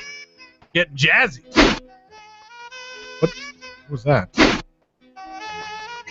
Nick, what is that? What, Tom? What was that noise? No clue what you're talking about. The noise that keeps happening, that one? I don't hear anything, Tom. I just hear the Lion King. Love is in the air. You're using the app, aren't you? No. Yes. Smooth. Like a Dole Whip, Tom. Gross. Look at that. That's a good one. No. Bald, fat, bald. Anyway, no one's ever listening to this again. Just stop this show. I don't know where I put these sheets. I throw them. What? Just throw them. Never doing this again. Right. We're having a good time. We're having a good time tonight, though. I'm having a blast. If you guys are out there, we're forgetting about the hashtag. Hashtag WDW Tonight. WDW Tonight. You want to tweet, but everybody out there in the chat as well. What are you laughing about? It's funny. Like we know each other so well. Whenever I pause for an extended period of time after I say a sentence, I have no idea what I'm saying. You have no idea, so I know I have to finish the sentence. I totally forgot the name of it. I don't want to mess it up. Because tonight we're playing. I just pause, and you eventually fill it in. This show's never going to work. Anyway, are we still playing the game? Yeah, we are. So we're the playing. Game, of course, is Opening Day Disney California Adventure or Stuff Tom Made Up. And you have to decide between the two. The illustrious panel's on. Is David there? Because David was a Disneyland regular for many years. Yes, I am, Tom. Hello. Yeah, David, I'm going to give you one so we can give people an example of how this works. So, David, I'm going to give you one of these, and you have to tell me, is it something that was there on Opening Day Disney California Adventure, or is it something that I made up? All right, let's go. All right. The one I've got, the next one is, where is it? Hot dog stand called Candlestick Pork. I'm going to say that you made that up. I did make that up. That wasn't real. I think actually Patrick made that one, or Ron. I don't remember who did. Somebody did. But see, it's that easy, folks. Folks at home, that's how you play the game. Yep, and we have some prizes from Theme Park Connection to give out if you want to play. Day. And stay in the chat. Stay in the chat if you're there, because we're going to give the chat a chance. Yeah, the chat's going to get one. To win a prize as well. All right. For the discussion tonight, we have on Jason Diffendahl, Justin Heyman, David Smith, Ron Deanna, maybe Patrick. Did we lose Patrick? Patrick in there somewhere? Patrick's here somewhere. I don't know. I'm here. Someone's got a horrible echo. But anyway. So for the discussion tonight, obviously this Sunday is Valentine's Day, and we have a number of married people and the rest of us who have thus far been unsuccessful to talk about this evening. Our topic is romance in the Disney parks. I want to talk a bit about this. Maybe there are people out there. Maybe I think we've talked about there are couples that both are into Disney, and there's couples where one has to convert the other, and maybe some of our panel have experience in both of those departments, and we'll talk about it a bit. What's for those of you who are successfully married? What is the situation there? Were you the Disney fan? I hope you're a Disney fan if you work for me, but what was the situation there? Were they also a Disney fan? Did you have to coerce them? How did that work out? Can we first define successfully married? So we. I am successfully married. Your engagement stuck. That's what successfully married. Took vows. Yeah. And floor's open, boys. So I guess I'll start, because Marcy and I came into this both Disney fans, but from different sides. Because I grew up in California, so I was always going to Disneyland. That was my first love. Marcy had always gone to Walt Disney World. She hadn't even been to Disneyland prior to our getting married. So so we kind of came in with fans, but in different parts of the company. Okay. Yeah, I think I amped my wife's love of Disney up a bit. She certainly liked it and visited quite a bit. And she's in the next room, so I'm looking over my shoulder as this goes on. But I think the obsession kind of certainly amped up her already love that was already there. But it was definitely there. Okay. Laurel and I met online, and both of us had Disney stuff in our profile, and that's kind of what connected us. So that worked out for us well. Sorry, I'm trying to figure out who's has the mic in their mouth. Is what I'm trying to discover. We'll figure out this live. You guys keep blaming it on me. It's not me. I don't. Usually on the podcast it's Jason and Justin, so it might be one of them. Justin. I'm holding my breath, so it can't be me. It could be Lady or the Tramp. I don't know. Are we showing the mugs again? Yes, we are. We should make this a weekly thing. Yeah. He's got Lady and the Tramp mug. I have a 1996 Valentine's Day Donald and Daisy cup Tom wins. from Walt Disney World. Tom wins. That's an old one. Yeah, I'm Tom gonna win has every to win. week a morning. I think I have 2 years ago's Parks mug. Oh well, I have an ace in the hole, but I'm holding off. Oh. Until the right time. Until Tom runs out of mugs. Which You know I work in a warehouse full of Disney items, right? I know, but that's why I'm strategically holding this mug back. I don't think you know I own this mug, so we'll see. Okay. All right. So anyway, we were talking about did everyone who hasn't? No, I haven't gone yet. Go ahead, Jason. So my wife had gone to Disney once before we got married. Yeah. And so it's not that she didn't like Disney, she just didn't go very much. So we ended up vacationing there for a bit, a couple times, and then got married at the wedding pavilion and honeymoon on a Disney cruise. So yeah, I kind of like Justin, I definitely took it up a notch. Okay. Is that everybody? My wife and I were. It's just me. Go ahead. So my wife and I were both equal fans. One of my best friends works for ESPN, and so it was a very cheap vacation. We went with him and his girlfriend at the time, now wife, and just being there really made it grow for both of us. Okay. One of you, to my knowledge, was married at Walt Disney World.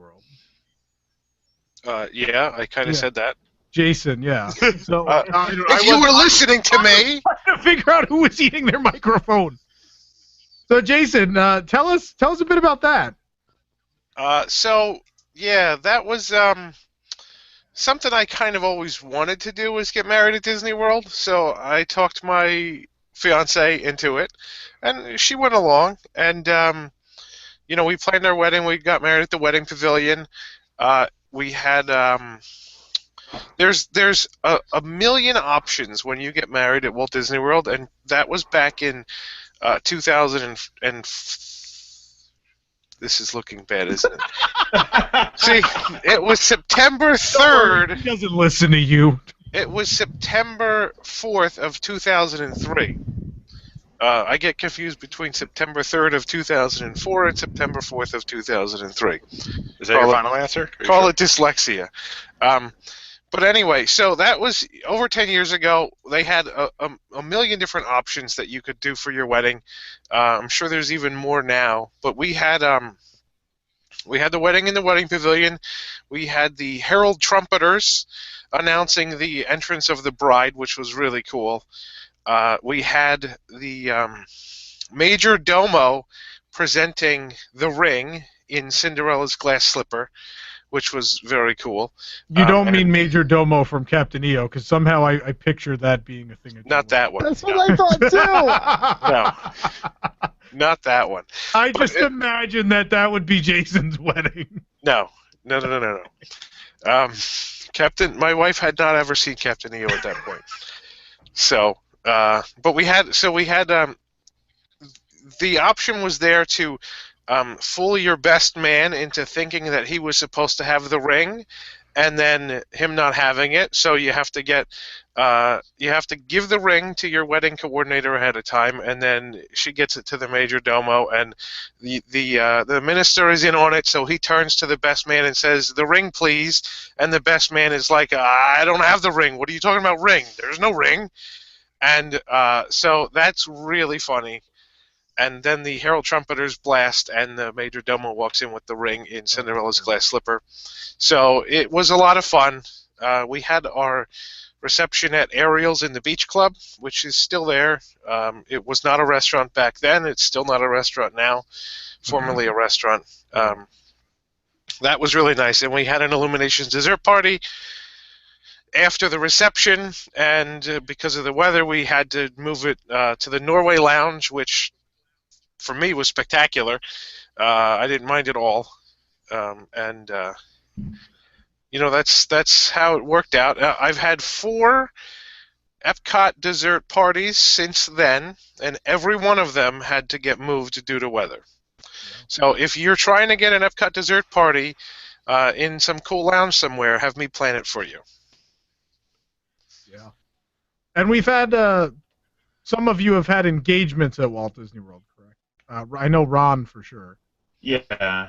I wanted to do something a little different. The mansion's always been my favorite attraction, and I worked there for years. So I wanted to do something with that. So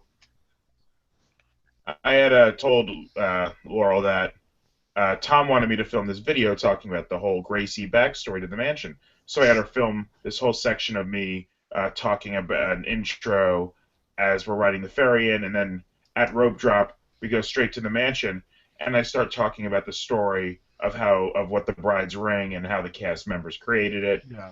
And so I lean down and go, oh look, the ring looks a little loose, and I'm palming my ring, and I pull right out of the ground and present it to her and ask her to marry me.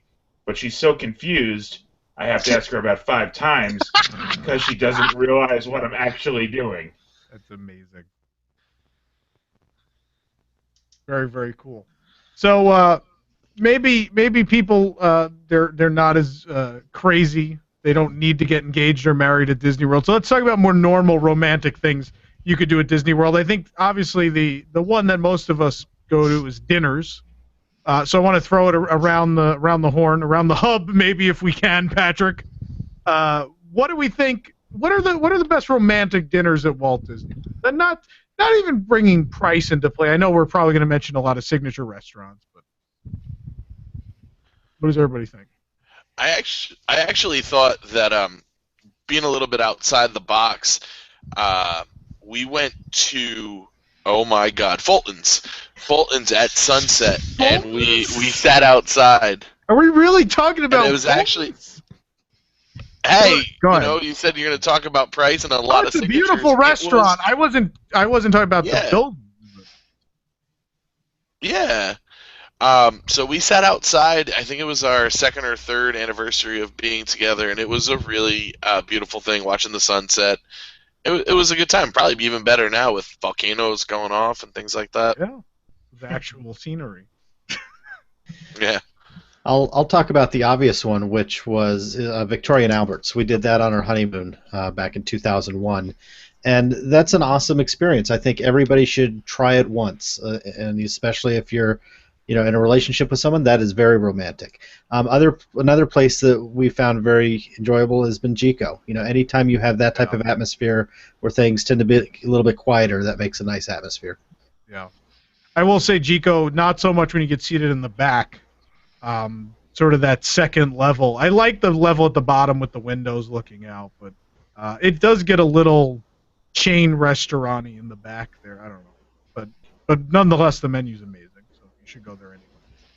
I actually kind of want to disagree on Victoria and Albert's, just because if you're trying to be romantic and have a nice one-on-one time, the service is just so attentive there that it kind of interrupts that a lot. They're very good about not interrupting you, but they're there so often they're going to have to at some point.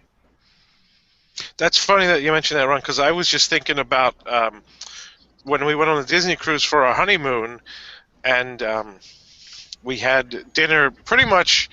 The regular Disney restaurants, the 3 regular rotation restaurants on the cruise were fine, but we had dinner at Palo, which is the sort of high-end extra cost restaurant, and yeah, the same thing happened there. You can try, to have your private dinner for 2, but they are very attentive there as well.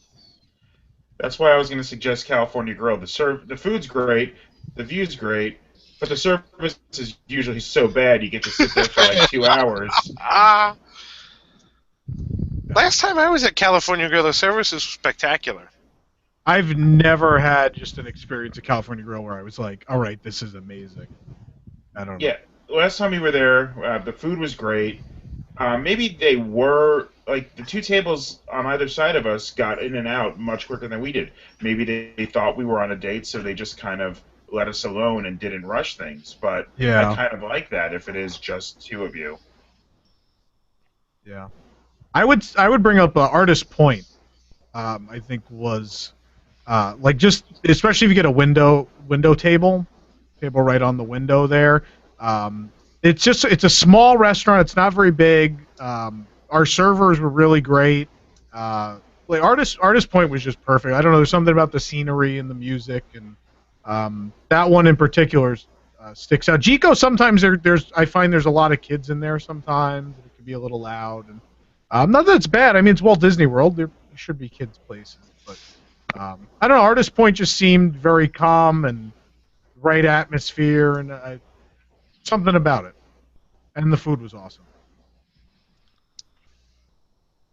Anyone else have any other restaurant suggestions? Or maybe you thought was going to be a good date restaurant? I think Sanaa would be a really good place. I went with family, but I think that'd be a nice place. I think the lighting's right, the mood is right there. The food might not be the most romantic, but I think that might be a nice place to get like into a cozy little corner and spend some time together. You're gonna be necking in the back of Sanaa? Is that what's happening? What year is it? I don't know. Anyway, Justin, you don't seem to have an opinion on this. If you So here's the brief story of the time that we were there without kids. It was actually our honeymoon, but this is the obsessive Disney geek in both of us. Apparently, we only spent 4 days there. We were going on a cruise after that, not a Disney cruise, but a cruise. We decided to tack on Disney on the front end of our honeymoon, and we literally did nonstop 4 days of park. I don't remember eating, let alone sitting down to eat. So our romantic Disney World time was pretty much just experiencing Disney World, and we did stop to do things like Wishes and some of the other kind of classic, cheesy / romantic things. But I honestly don't think. I mean, there's some obvious ones that some of the my colleagues here have mentioned, but that was our honeymoon. It was literally trying to do every possible attraction, show, anything that you could think of in 4 days. We did not stop moving. So yeah. That was our romantic Disney World experience. That just makes you one of us. One of the sort of odd but very romantic experiences that we had was before Discovery Island closed. But like the year before it closed, the place was generally deserted, and there could be 20 people there on any given day. So taking a nice leisurely walk around Discovery Island was like DTA when it opened. Yes, exactly. Essentially you have the entire place to yourself. It's very quiet, away from the hustle and bustle of the parks. That was really nice. I don't think there's anything quite like that anymore at this point. Okay.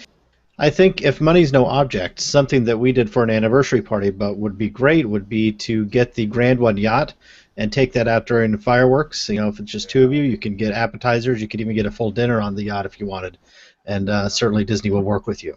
But do we know offhand what the starting price is on Grand One? I know it's a lot. I think it's like $500 an hour. Something. It is, yes. Oh, is it? I thought it was more than that. That's not.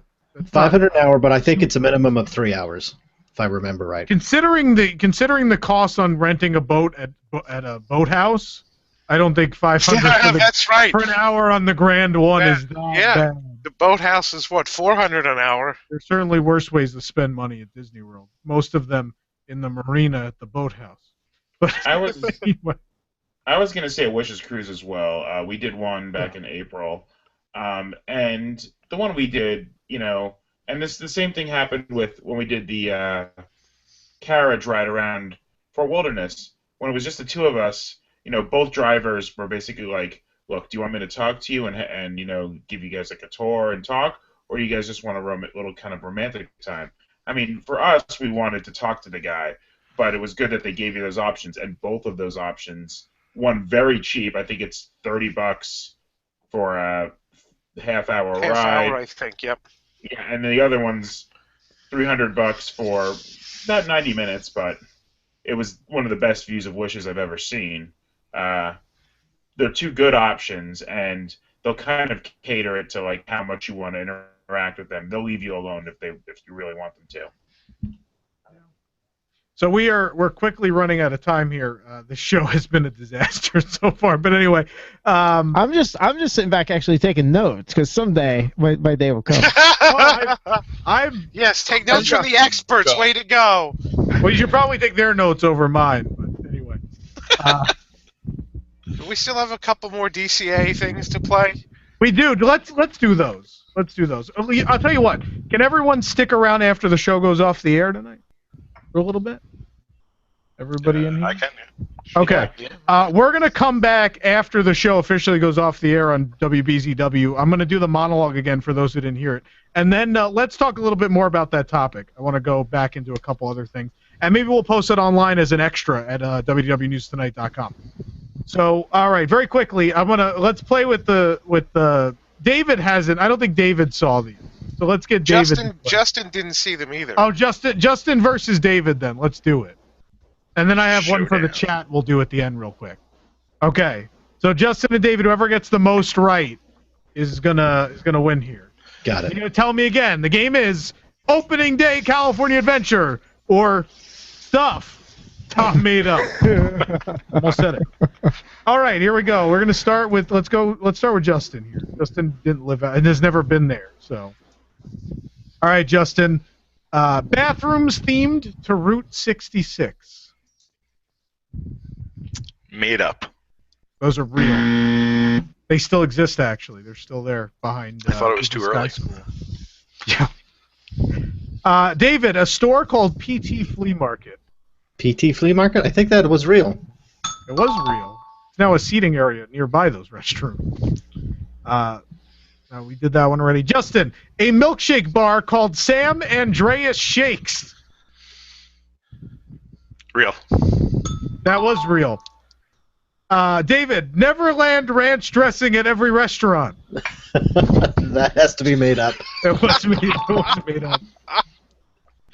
Justin, a fake facade in Hollywood Pictures backlot of a store called Arrowhead Pawn.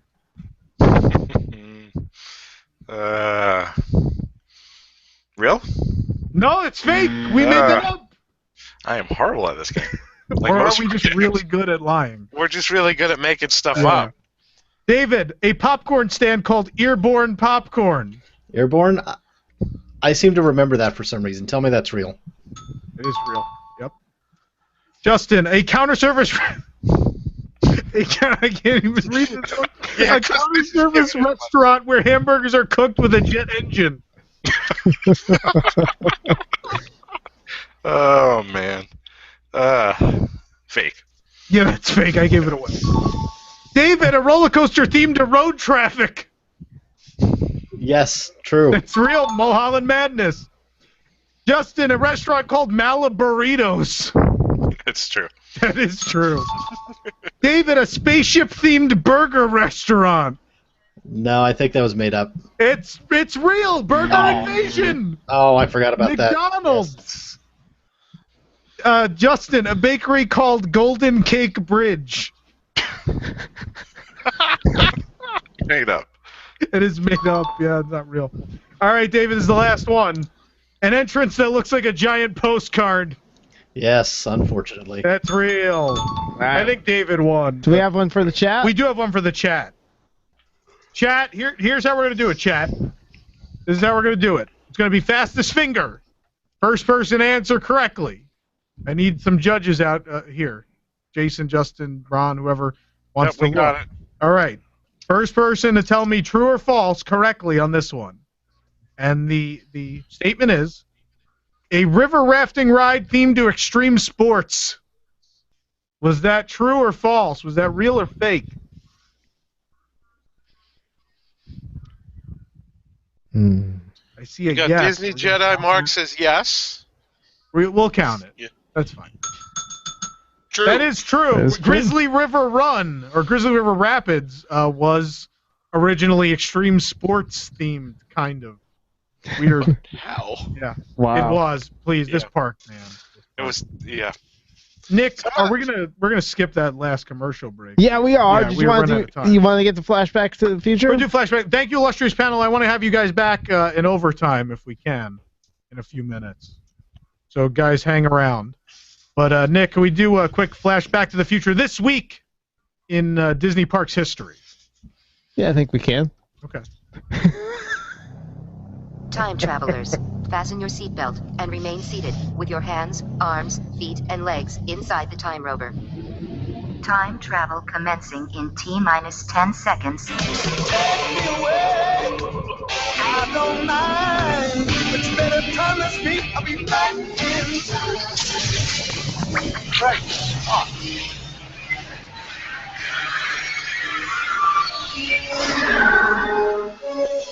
Date was February 8th, 2001. Disney's California Adventure opened.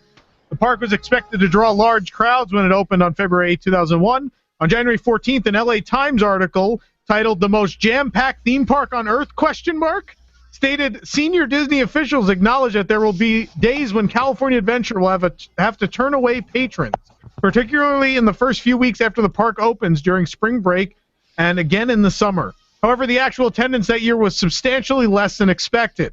This is suggested to have happened due to poor reviews from early visitors, the lack of focus in the Hollywood Pictures backlot and other sections of the park, the lack of attractions, the lack of theming, the lack of brand new attractions, the number of off-the-shelf attractions, with Soarin' Over California being the sole exception in most cases, a high number of stores and restaurants relative to the number of rides in the park, and having a redundant theme given the park was located in California. The park also lacked a berm to separate it from surrounding neighborhoods. The berm in Disneyland uses trees and earthen mounds to build a physical barrier around the park so that structures external to the park cannot be seen, thus encompassing guests in the setting. At California Adventure Park, instead, you got to see the nearby hotels, power lines, radio towers, and the Anaheim Convention Center. Again, reducing immersion in the park. Also reducing immersion, everything was stucco. Disney had originally planned the park to be aimed at adults rather than children, but in fact, they had aimed it at practically no one. The park opened to only 5 million visitors in 2001, while the sister park Disneyland, even though at its lowest point, drew 12.3 million visitors the same year. Low attendance forced Disney to lower ticket prices as much as $10 off normal ticket price.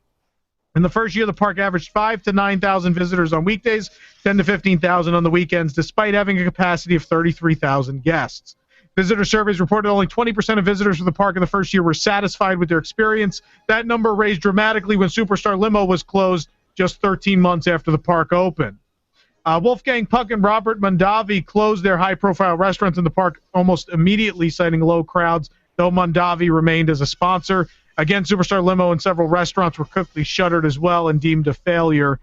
Disney would then slowly add attractions over the next 6 years to fix the park. All of that only worked a little bit, so instead they finally put $1 billion in starting in 2007 and completed the process 11 years after the park opened with the opening of Cars Land and Buena Vista Street. Now the park is a huge success, on many days competing with Disneyland in many respects. Yeah, it's amazing because I did not know of these failures of this park. Have we not talked about it? No, now I do. I was, to finish, yes, until I kind of started listening to WDWNT, hearing you go on and on and on and on about it, like it's a big joke, and it really was. Now that I've seen more about it, and you would have no idea. Like if I didn't know anything about that, because I love California Adventure. It's one of my favorite parks. I just have so much fun there. Mm-hmm. A big part of that, obviously, Cars Land. I just really like it. Yeah, it's a good time. So, you know what's not a good time? What's that? Our next segment. Probably not. Timer going crazy. Yes, our next segment. Every once in a while, Tom likes to pick some fights online or say something that's mildly controversial. So we have this wonderful segment called "Who Hates Tom Now?" All right, so we're going to take a look now. This first one is pretty quick. It's pretty quick. You put up the story about pirates. You put up the story about culturally diverse pirates. Well, someone just wrote a very benign comment. Bored much? I saw that. Not bored. I'm reporting news. You are. Don't have anything better to talk about. All right, so I went back and I looked at the removing the sorcerer hat from studios posts, and this person, I can't tell if they were mad at you but they really didn't like your opinion, but they were very articulate and weird about it. They said, with what is being stated above in this article, I too find it very difficult to believe that if such a quote-unquote larger-than-life... Oh, wait, excuse me. I'm sorry, I totally messed that up. Let me read the sorcerer one. But what are you doing tonight? I don't know. I'm trying to be quick. I can tell you who hates Nick now. Everybody. This one's the sorcerer hat one. Okay. Opinions can be written that it's better without the hat, but opinions of many are that it should have been kept in place. The theater is ugly, Tom. The hat offered whimsy, Tom. And Tom, you said there's more room for guests? That doesn't fly, since the plaza it was in was so large, and you could walk under the hat, Tom. Did you know that? You could walk under the hat. There was used to shop under. You don't have to worry about room there. It wasn't removed from room, Tom. I didn't say it was removed. Apparently your article did. I don't think that was my article. It wasn't even your article, so someone. It probably wasn't. It probably was like an editorial from someone. Tom, you have to own up everything that happens at your radio station. Take responsibility. Stick around, those of you listening live. We're going to go overtime and do a couple things, but otherwise, I think it's time to put this thing to bed finally. We have to do more. Yeah, a little bit, a couple minutes. What are we doing? Am I ending this? You're ending this. All right. This is you. So before we go, I'd like to leave you with a little word of wisdom. Remember, kids, you're lucky, Rover. You don't have to date.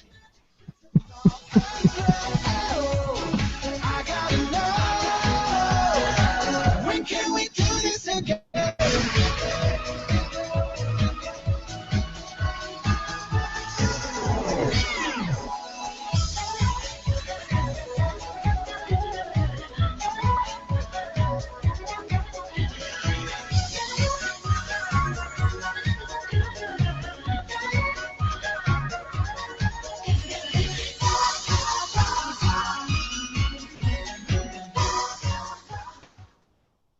Celebrating 50 years as Apopka's hometown station. 1520 WBZW. Apopka, Orlando. Community events, financial news, weather, traffic, and more. A service of Salem Media Group. This hour from townhall.com.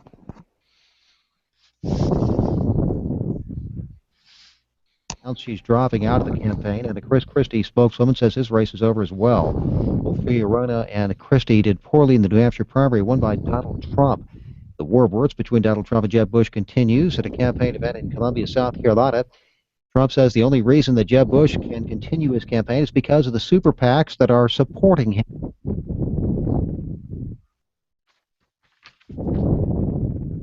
All right, we're in overtime. Because we had technical difficulties, I want to start with the monologue, which I threw in the garbage. I'm going to go to the garbage.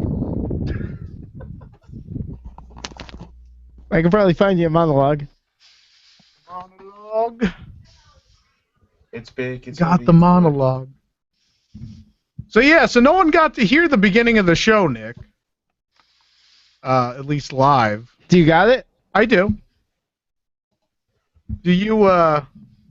Can we? You can't play the audio, can you? We do the opening over again? Yeah, we can do that. All right, let's do the opening again.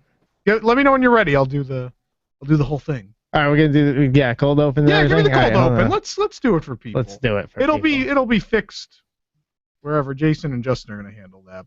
But I feel bad those of you who tuned in live didn't get to hear the monologue. That was pretty decent this week. So. It was pretty decent. But you'll get to hear the original run. We're gonna fix that for the video. But figured we're here. We'll do it real quick, and then I want to talk a little more romance, and we'll get that up as a little bonus feature. Did we play the long version of Lion Guard tonight, or is there a longer one? There's actually a longer version that is not finished, but I was going to post it online. So we are going to do it. So in bonus content coming up this week, we're going to have the longer cut of us doing the Lion Guard adventure, which I know there was a lot of other funny moments we actually didn't get to hear there. And then we're going to have this bonus piece here at the end on romance. Talk about that a little bit more. A couple minutes. All right, so I'm just going to set up. Let me know when you're ready. Be ready to go. Got everybody waiting in the wings. Working on paper script like it's 1995. I love it.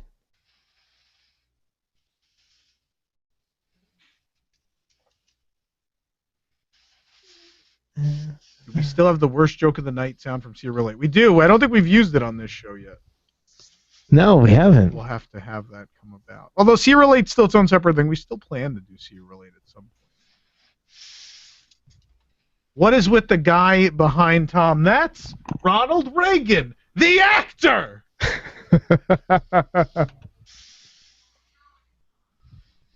Yeah, so it's a conservative radio station, so why would there not be a big cardboard cutout of Ronald Reagan? No. After his chance encounter with Tom during the Christmas broadcast parade, he decided to hang around. I inspired him to run for president.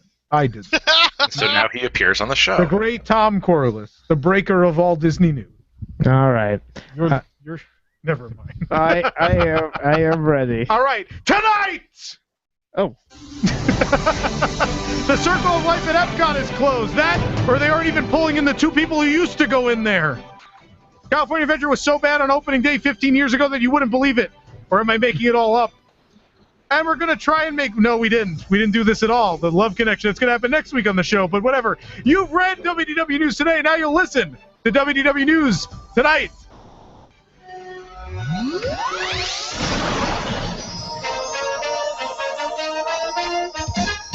From Orlando, Florida, this is WDW News Tonight. Here are your hosts, Tom Corliss and Nick LaCicero. Yay, applause! Yay! Yay, Tom! Woo! Oh, he's so awesome! Already starting off much better than that first one we did. All right. Good evening, ladies and gentlemen. I'm Tom Corliss, and you're not. We're trying this for a second time. Joining me, of course, as always, Nick LaCicero, who can't figure out a webcam and how to work a radio station that he works at all day. The radio station's fine. The webcam. He broke. Because you bought a Destroyed webcam. the whole show. Because you had to rush and buy that. We're going to have to figure that out. I didn't know webcams came without mics. Yeah. Happy 15th anniversary, Disney California Adventure this week, celebrating 15 years at the Disneyland Resort. 4 of them good. You know, we've lost so many opening day attractions from DCA over the years. Still not as many as we're going to lose at Hollywood Studios on April 2nd. You know, we're celebrating, Nick, we're celebrating 15 years of another thing. There's another 15th anniversary this week. Oh, yeah? It's the 15th anniversary of the announcement of Avatar Land. Look at Justin laugh, Justin giggling. Circle of Life, an environmental fable, closed this weekend at Epcot without any announcement. The 20-minute film about conservation is rumored to not be returning, but in fairness, think about this. The film lasted 21 years. That's longer run than Horizons, the original Journey into Imagination, and any version of Spaceship Earth. In fact, the only thing it didn't outlive at Epcot is fanboys crying about the things that it outlived. Impressive run. Impressive run. So, of course, what we're all really worried about, we don't care about the movie. Who cares about Circle of Life? No. What we all want to know is, what about the wall carpet?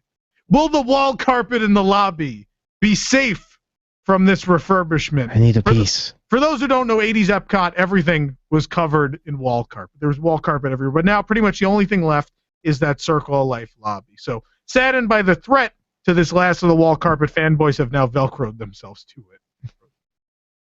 How many pieces of wall carpet do you own?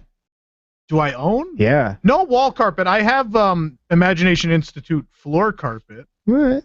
I have some of that. But you know where they got the Velcro from, Nick? Mm-mm. The now closed Velcro exhibit in Intervention. Makes sense. That's where you can meet Baymax now. You know, Nick, you know what you call a Velcro Baymax? What, Tom? Big Hero Sticks. Ron is booing. Really? Oh, look at my comedy writers with their hands on their faces. You know, one of the rumored replacements for Circle Life is an attraction based on nutrition, because you know that's worked. Yeah, that went well the first 2 times. What we really need? The Lion Guard singing about high fiber. Love Lion Guard. High fiber. In a preview clip for the Disneyland 60 TV special, we got our first look at the Millennium Falcon attraction coming to Star Wars Land. This preview was so brief. How brief was it? It was so brief that I think there's actually more to see on Superstar Limo. Its runtime shorter than Stitch's Supersonic Celebration. Another thing that was previewed this week was the merchandise for the 2016 Epcot International Flower and Garden Festival. Among the items previewed, Figment Flower Pot, a Figment Magic Band, and a Figment on a Dooney and Burke purse. Excited? At this point, the only thing Figment isn't featured on is a good attraction. Oh, boy. Also featured, also coming out, there's going to be Yoda garden accessories. Can't wait. I know you're excited, Nick, but you know, for me, Nick, unless the Yoda garden stones levitate when I raise my hand, I'm not in. Just me, Nick, or does this line of merchandise feel forced? Wow. Forced. Anyway. I'm going to talk about this more next week. Pirates of the Caribbean of the Magic Kingdom has been culturally diversified. What does that mean? Well, it means 3 of the animatronic characters had their skin color changed to black. Next week, Jose from the Enchanted Tiki Room gets a Midwest accent. Not necessary. Yeah. Too far. Yeah. Under new management, huh? That was the news. That's all we had. So let's get into our little bonus here. We have the panel on, so let's spend a couple minutes extra because we didn't have time. This show was kind of a mess this week. We're learning how to do this show. So we were talking about romance at Disney Park. We talked about romantic places to eat. We talked about places, a couple of things to do. We talked about some different experiences. Grand One was mentioned, some stuff like that. I want to talk about places to stay. Those of you who have been on romantic getaways, what do you think? Where should you stay? Everyone knows what I'm going to go with. I'm going to go Grand Floridian. Grand Floridian. Pop Century. It just has that vibe. Especially, I really love the rooms in the villas. They were really, really great. I don't know. There's just always a vibe. I love that resort. It's my favorite overall, regardless. But I think for romance, far and away, there's something about it. And I'm sure that you can say the same about the Polynesian too. But I don't know. Grand Floridian just has a vibe to it. I actually think probably the next best one after Grand Floridian is Wilderness Lodge. Just because of its seclusion. The villas are very small. Not the rooms are small, but the number of villas at Wilderness Lodge is a very small number. So you have this kind of more private feel to the whole thing. And the lodge is secluded as it is. So that would be tops on my list. I'm actually going to go with Port Orleans, both of them. I could see Riverside. Riverside's great. I don't know about French. I'd say French Quarter. Really? French Quarter's Why? awesome for that. Yeah, I loved it. You could walk back and forth between the two of them.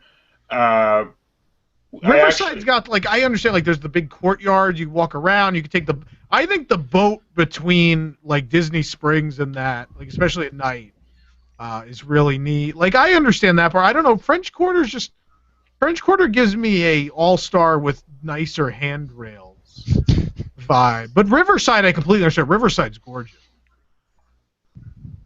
I mean, we always stay at Riverside and just kind of walk back and forth to French Quarter. Yeah, I've always liked Riverside better.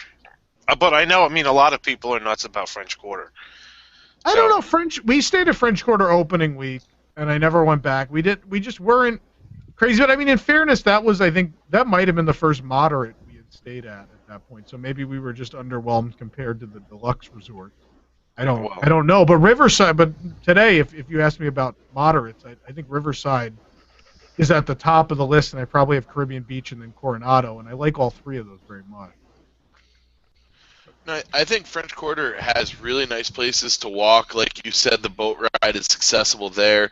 I imagine it gives that kind of romantic feeling of New Orleans off, although I've never been to actual New Orleans. I don't know if there is a I enjoyed romance it. to actual New Orleans. It's a fun Well, I place. mean, I had a great time, but in idea, there should be. yeah, But- there isn't that stinge of alcohol always in the air at Port Orleans that there is at the actual New Orleans. Just during food and wine. Yeah, there is. It's very similar. That's right. Just slightly less vomit than New Orleans at Food and Wine. And one thing we look for when we go without the kids is proximity to Disney Springs, because honestly, we're going to spend a lot of time there, especially after park hours. You know, we like to hang out there. So anything that gives us good access to that without having to take 100 buses is perfect. Yeah. Yeah, I'll throw out to Savannah View rooms at Animal Kingdom Lodge. I think are very high up on that list, though not necessarily an overabundance of them, but they are. I'm getting yelled at from my wife who's listening in the next room, so I probably should say something sweet now. But but those are certainly something, and obviously anywhere that you're with your loved one is Good save, Peanut M&M. Probably fear-based compliments are the best. Probably we should also mention Polynesian, because you can get pretty Yeah. sweet rooms at Polynesian too.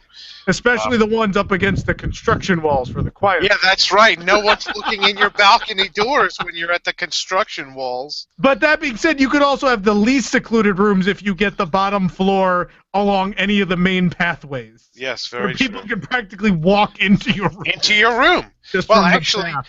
and that happens at Beach Club quite a bit too, because every time I stay at Beach Club Villas and walk to Epcot, you're walking past like half of the rooms on the first floor of Beach Club. Because you do that cut through, which we're all not supposed to do, but we all do it, where we don't go through the lobby and then Right, you go down around the back. walkway. We There's all a cut around sidewalk the there. side. Yeah. I don't I think know there is a sidewalk, but I think that's meant for the people staying on that side. Well, no, but you're not going to leave your room and walk on a sidewalk. You can't lock those doors from the outside. That's true. So that's ever since Beach Club Villas opened, that's been the walkway from Beach Club Villas to Epcot. Yeah. And you're walking past people's rooms and their curtains are open and you're seeing what kind of stuffed animals they have and stuff like that. And maybe some other things you really shouldn't see. Maybe not, although I don't look that close. Oh. I just always think about that. I always think someone doesn't realize that their room is on like the main pathway, and they're just like naked in there, came out of the shower or something. I was going to give that to Wilderness Lodge because the balconies there have those nice high full railings and no one can know you're not wearing pants if you're outside. That's true. Just like the WDW News Tonight, no one can tell whether we're wearing pants. If you like to be bottomless, like a garden grill plate, Then you can work at WDWNT apparently. stay at Wilderness Lodge. Thank you, Ron, for the WDWNT Now Pantless Tip of the Week.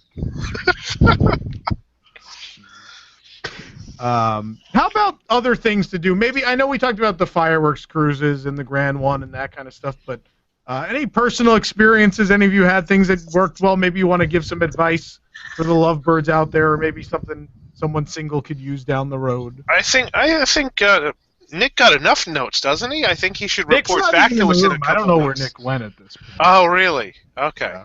He should definitely report back to us in a couple weeks if any of our ideas worked for him. Well, he's got to get a woman to agree to go out with him first, so that's the first step. There are no romantic in-park restaurants. You're always going to be rushed. I completely disagree. Completely disagree. I will give you a huge list right now. You ready? We're ready. Tony's. I know everyone's going to say, oh, the food's terrible. And I don't disagree with that part, but I love Tony's. There's something about Tony's. Lady and the Tramp's a very romantic movie. So I like that one. And Your bias for Tony's is unhealthy. It just really is. Yeah, I understand that. Tony's is healthy. Someone said Brown Derby. I completely agree with Brown Derby. Brown Derby is wonderful. I go to Brown Derby at least once a month. Probably it's up there. Second or third favorite restaurant in the world for me.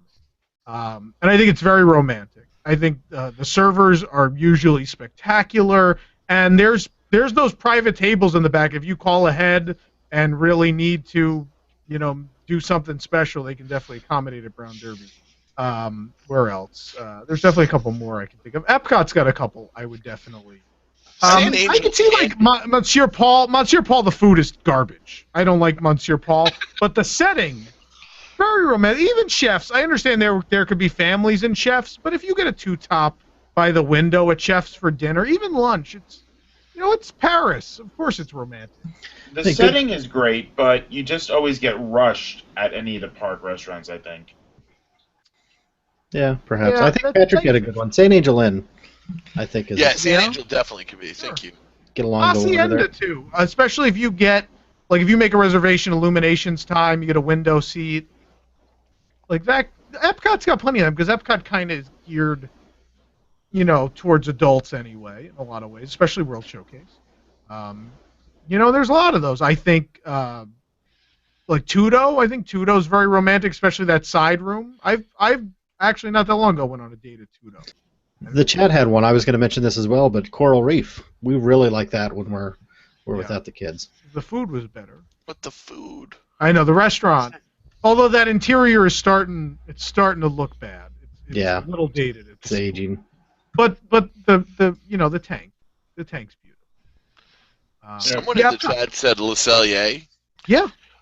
I don't think Le Cellier is good. The tables are on top of each other. Yeah, it's also too loud. Very, very close. A basement. I think the setting there, could be if it wasn't. I think it's an operations issue there. Yeah. And plus, you are kind of rushed there. Yeah. And then nothing at Animal Kingdom. I actually did a couple dates back at Marrakesh, 10, 12 years ago.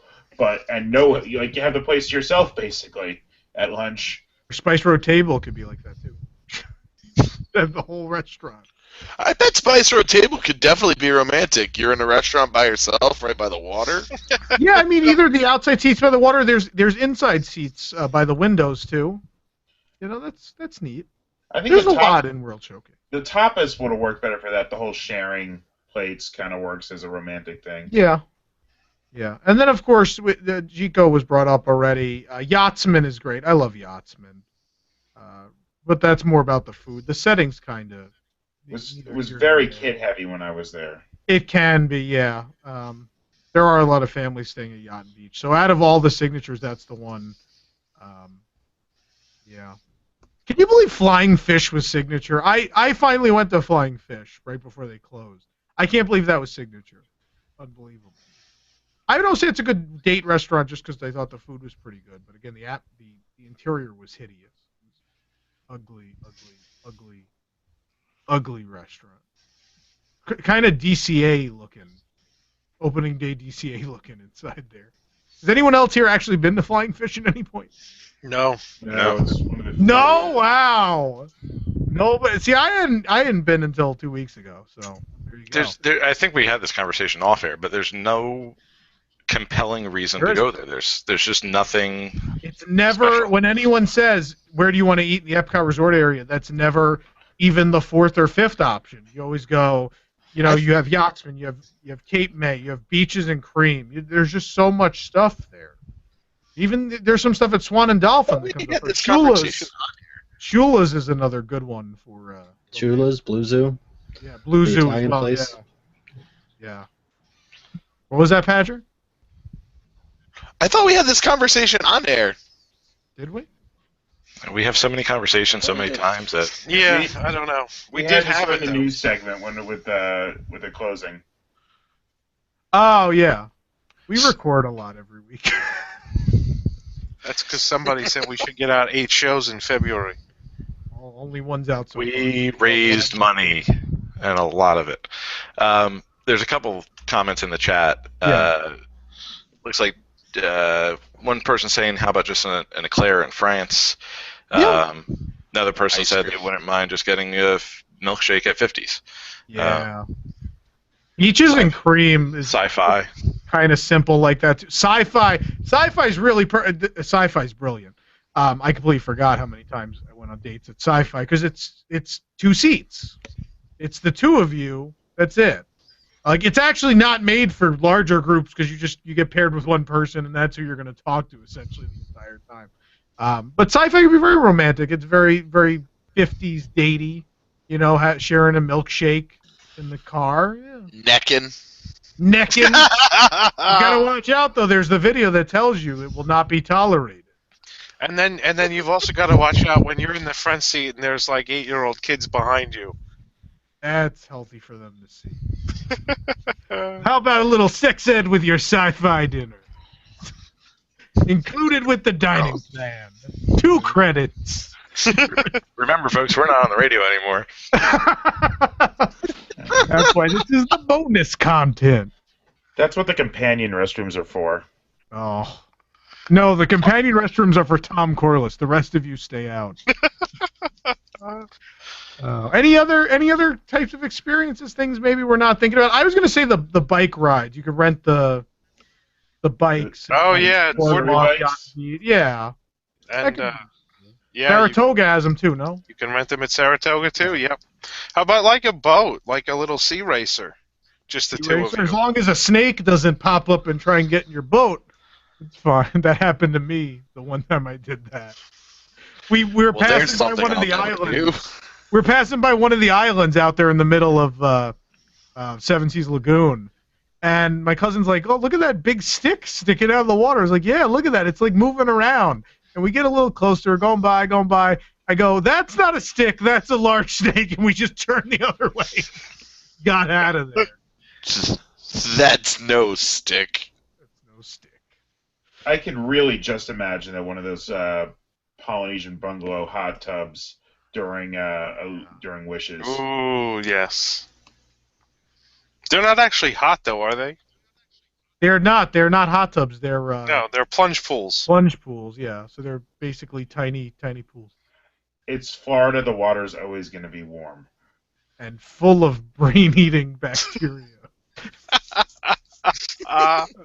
That's got to happen at some point, right? It's on the water. Like that's got to travel. The brain-eating bacteria float. You think I'm sure there's a good chlorination system, but yes, what? The plunge pools are chlorinated. Yeah, but still, like, you know, you never know. Normally, you should just stay out of the lagoon and stay in the plunge pool. Well, I'm saying, could it not travel into the plunge pool? Brain-eating bacteria cannot travel through air to get into your pool. What if, like, and even if they did, crash a magical water spout in the middle of the lagoon. A snake. It's probably be more likely for a snake to jump out of Seven Seas Lagoon and into. Come on, you guys are killing me. Much more likely for a snake to jump than brain-eating bacteria. What if someone turns on the wave pool thing that they still have on that island right there? Yeah. Tidal wave overtakes the plunge pools. Yeah. Then. What about going to the bowling alley over there? Dinner and drinks and a little bowling. Splitsville. Movie night, but I mean that's something you can do at home. Yeah. I think that's kind of the issue. You can have Splitsville in your own house. Dinner in Lanuba? Yeah. Lanuba. Let's just say Sam's and Jock Lindsay's are not great date locations. Those are great Tom Corliss date locations. That's where you go to find girls. You go to Jock Lindsay's and Trader Sam's. Although you're probably going to find the, as Nick said, the socially awkward. We're all socially awkward there, but anyway. Oh. Anything else? Anyone have anything else? No? Folks in the chat want to know how we went from romance to brain-eating bacteria. I think the answer is how do we get from point A to point B anytime, but it's very true. So, WDWNT specialty. Pretty much. That and technical difficulties. Yeah, we're good at 2 things. Tangents and technical difficulties. I mean, there's the little things, like just walking around during Food and Wine or Flower and Garden and sharing all the little plates and stuff like that, I think are really nice romantic days. Flower and Garden, too, yeah. Yeah. How about renting a cabana at Typhoon Lagoon? Go on. Although the water parks are usually packed, no? Not in January. And the cabanas are pretty secluded. It's also been freezing here, so I'm not sure you want to go. Well, no one said anything about swimming. I mean, you're paying hundreds of dollars for those cabanas. Why would you not stay in them all day? Oh, boy. Wow. Anything else? No? All right. Well, that's it for our little bonus for everybody. I want to thank everybody for tuning in tonight. Thank you for checking us out. We'll be back next Wednesday as well. You can catch the show on demand, WDWNewsTonight.com, and we'll have the video up later tonight. It will be up a little later than usual because we got to fix the audio. Might not be up till tomorrow. There's Nick. Nick, you missed more dating tips. Now you'll have to listen to the bonus content. Yeah. You'll have to listen. So, yeah, make sure you tune in again next week. Next week, we're going to have that expert on. We're going to talk more about the cultural diversification in the Disney parks. It should be an interesting, if not offensive, conversation next week. What else are we going to... What's our game next week, Nick? Do we have a game? Oh, dating game next week. But we'll have another game for people at home to play.